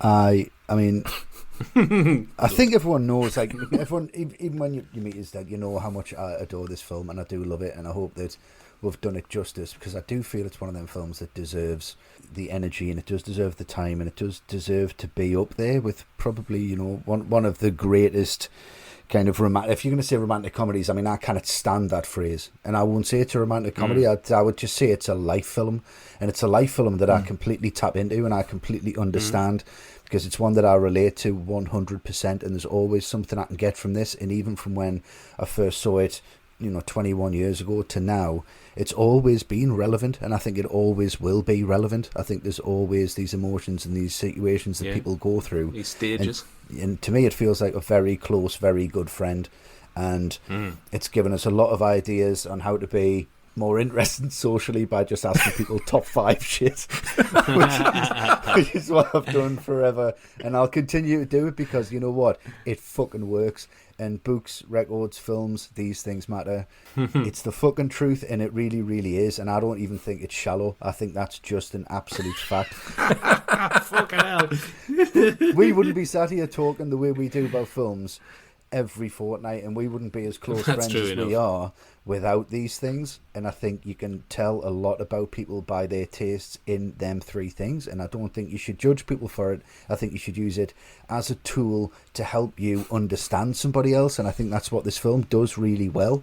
And you can understand people because of what they love, because music, film, books, them things tap into emotions. And for me, this is one of my very favourite films, so whatever you get from that, it's absolutely fine. I'm quite happy to wear my heart on my sleeve and say this is definitely in my top 10 of all time. It's just a film that I just adore, and I'll always watch it. So for me, it's a massive 10. Big, big, big. Lovely. No surprise, really, Westy. I know how much you love it. Yeah, there you go. Matt, what about you? Get the negatives out the way. There are some aspects to this film that don't work for me. Rob sleeping with Marie, I don't think that works as a storyline. Laura's character, whether it's the performance, whether it's the writing, it's just not quite there where I think it needs to be to work in the film for it to have the impact at the end that I think it should. And I think all the really good stuff in the film is in like the first 2/3. That last third, it gets little too neat, little too easily resolved, so that's not great for me either. But apart from that, there is very little to criticise about this film. Yep. Majority of the performances are just so good. Even small ones like Liz, like Dick, there could be characters who could be so easily glossed over, but they're not. They're still really memorable. All the cast brings something to it. The screenplay, it's just so good. The writing is just excellent. Yeah, it is. And Frears' direction, I think, does deserve more respect and attention than it usually gets, because it's all down to him to just judge everything so perfectly, and he does that. And the film as a whole, it's really funny, and it's just full of observations on life and love that you do take something from. Like Wesley, there's always something to watch in this. Go, shit, yeah, that is what it should be like, or that is what it shouldn't be like, or that happened to me, and I get that. And for that to happen a few times throughout the film, you know, it's really quite miraculous, to be honest. A lot of films struggle to make one good point about life. This makes several to me. Yeah, I agree. And it ultimately feels like you're hanging out with a good friend when you watch this. But I also knew going in this, I did have the feeling that you two did like the film a bit more than me. And I think that's true. I've just never had this pegged as an absolute all-time favourite for me. Okay. It's hard to say why. It just doesn't have that extra something to elevate it to that level for me. It is a great watch. If anyone's not seen it, I would still highly recommend it. But it's not an all-time favourite. A few bits and pieces don't work, so it comes out as an 8.5 for me. Ooh, wow. That is bullshit to state of preference. Okay.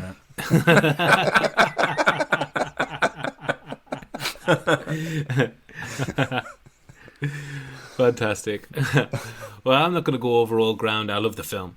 My perception of it has changed since I watched it in my 20s. The fact that Rob's this emotionally stunted idiot wasn't really apparent to me when I was younger. No. I didn't really pick that up until quite a few years afterwards. Just a cool guy, isn't he? Hey, fantastic. He's With great got LPs. great taste in music. Yeah. Got some hot ex-girlfriends. Yeah. What's not to love? Leather jacket, red silky suit. Few minus points for the silk shirt. Apart from that, great guy. But I guess that's down to age and experience, but the film does absolutely hit the mark for me still. I just see it differently now, I guess. The slightly worrying thing that I've taken away from watching this, and I have thought about it for many years, is that Rob, Barry, Dick, some of the things that they say, they're definitely still on the money. Yeah, definitely. I do love the performances, the writing's fantastic, the dialogue and the perception of what it is to be in a relationship and the pitfalls and the complexities of that are fantastic. Soundtrack, amazing. Yeah. And although it's still a go-to and a personal favourite, I am not giving it top marks. I know. It was a tricky one, and I was thinking 10 all the way, but having analysed it a bit more and my thoughts and feelings about it, I mean, it's like an old familiar friend to me. And it is one of my personal favourites, but I'm not going to give it top marks. And the reason for that is because the moment I mentioned it earlier, how the final third is structured does bother me a little bit. Just a little bit. Just a little bit. So it's losing a half a mark, and it's 9.5 out of 10. Oh, shame. Still big. Shame. So, massive 9.5. Yeah, huge. What more do you want? 0.5. 0.5. All right, yeah. That's what more I want. As always, we've had a poll running on Twitter for our followers on there. They've been scoring High Fidelity out of 10. Here are some comments that I've picked out first of all, though. Okay. Jenny G at OP Jenny G said, Chicago, Wicker Park, Gen X, cringy romance, grunge scene. I actually really like the remake. Silence. No idea what to say to that. No, any score? Did she score it? She didn't score it. She just spoke in staccato sentences. Yeah, I just Good heard for you, Jenny. Chicago You live your was life. the only thing I understood there. Gen X, Chicago. Yep, fine. Next one. Next. There were actually a few unforgivable 4s and 3s being dished out, which I was stunned to see. That's outrageous. Me at Lucas Jackson 67 said 9. The dialogue's great. It essentially launched Jack Black. The Barry Jive Let's Get It On cover is red hot. And it has an all-time great closing credits song. The only bad thing in the film is Eben Yila. I disagree. I think she's great. And finally, James Ozzie Pugh at James Ozzie Pugh. He's a patron of ours, so hello, what up, James. James. Hello, mate. He said this and Grosse Point Blank at Kubrick? Fucking hell. Wow. Now Kubrick. Imagine. Late in the day. Kubrick doing High Fidelity. Shot with Lots of Strauss in there. Be amazing. It's your top 5 Strauss. Ooh.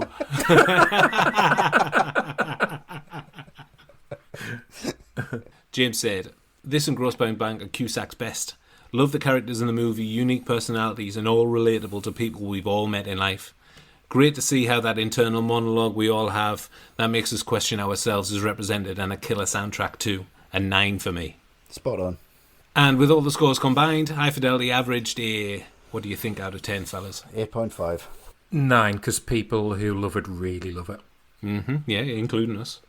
Well, it got a 7.5 out of 10. Absolute bullshit. That is disappointing. It is, yeah. You're reading it wrong. No, that's incorrect, but fine. Incorrect. Just recheck your maths there, Luke. It's bullshit to state this preference. It is absolute bullshit.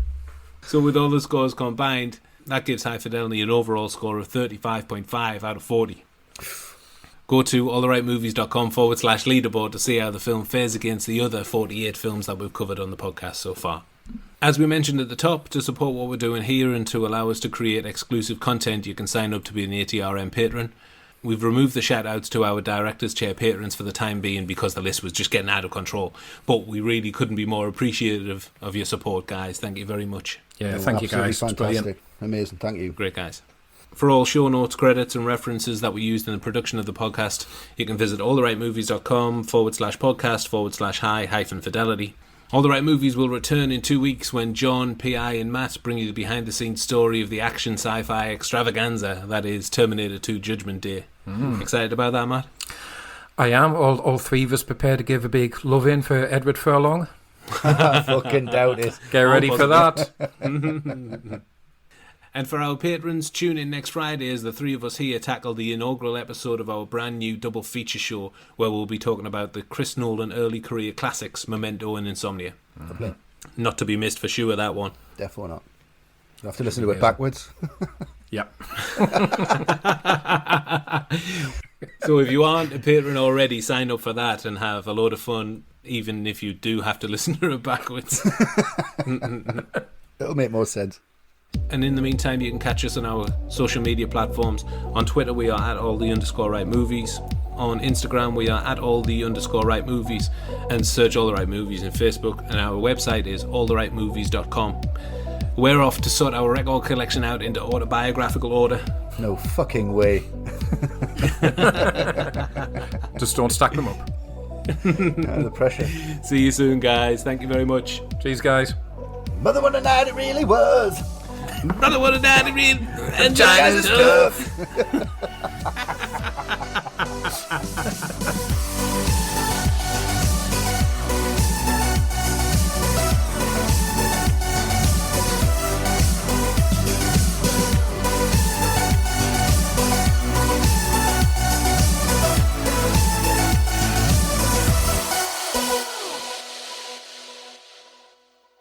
Hey, Rob, you fucking asshole!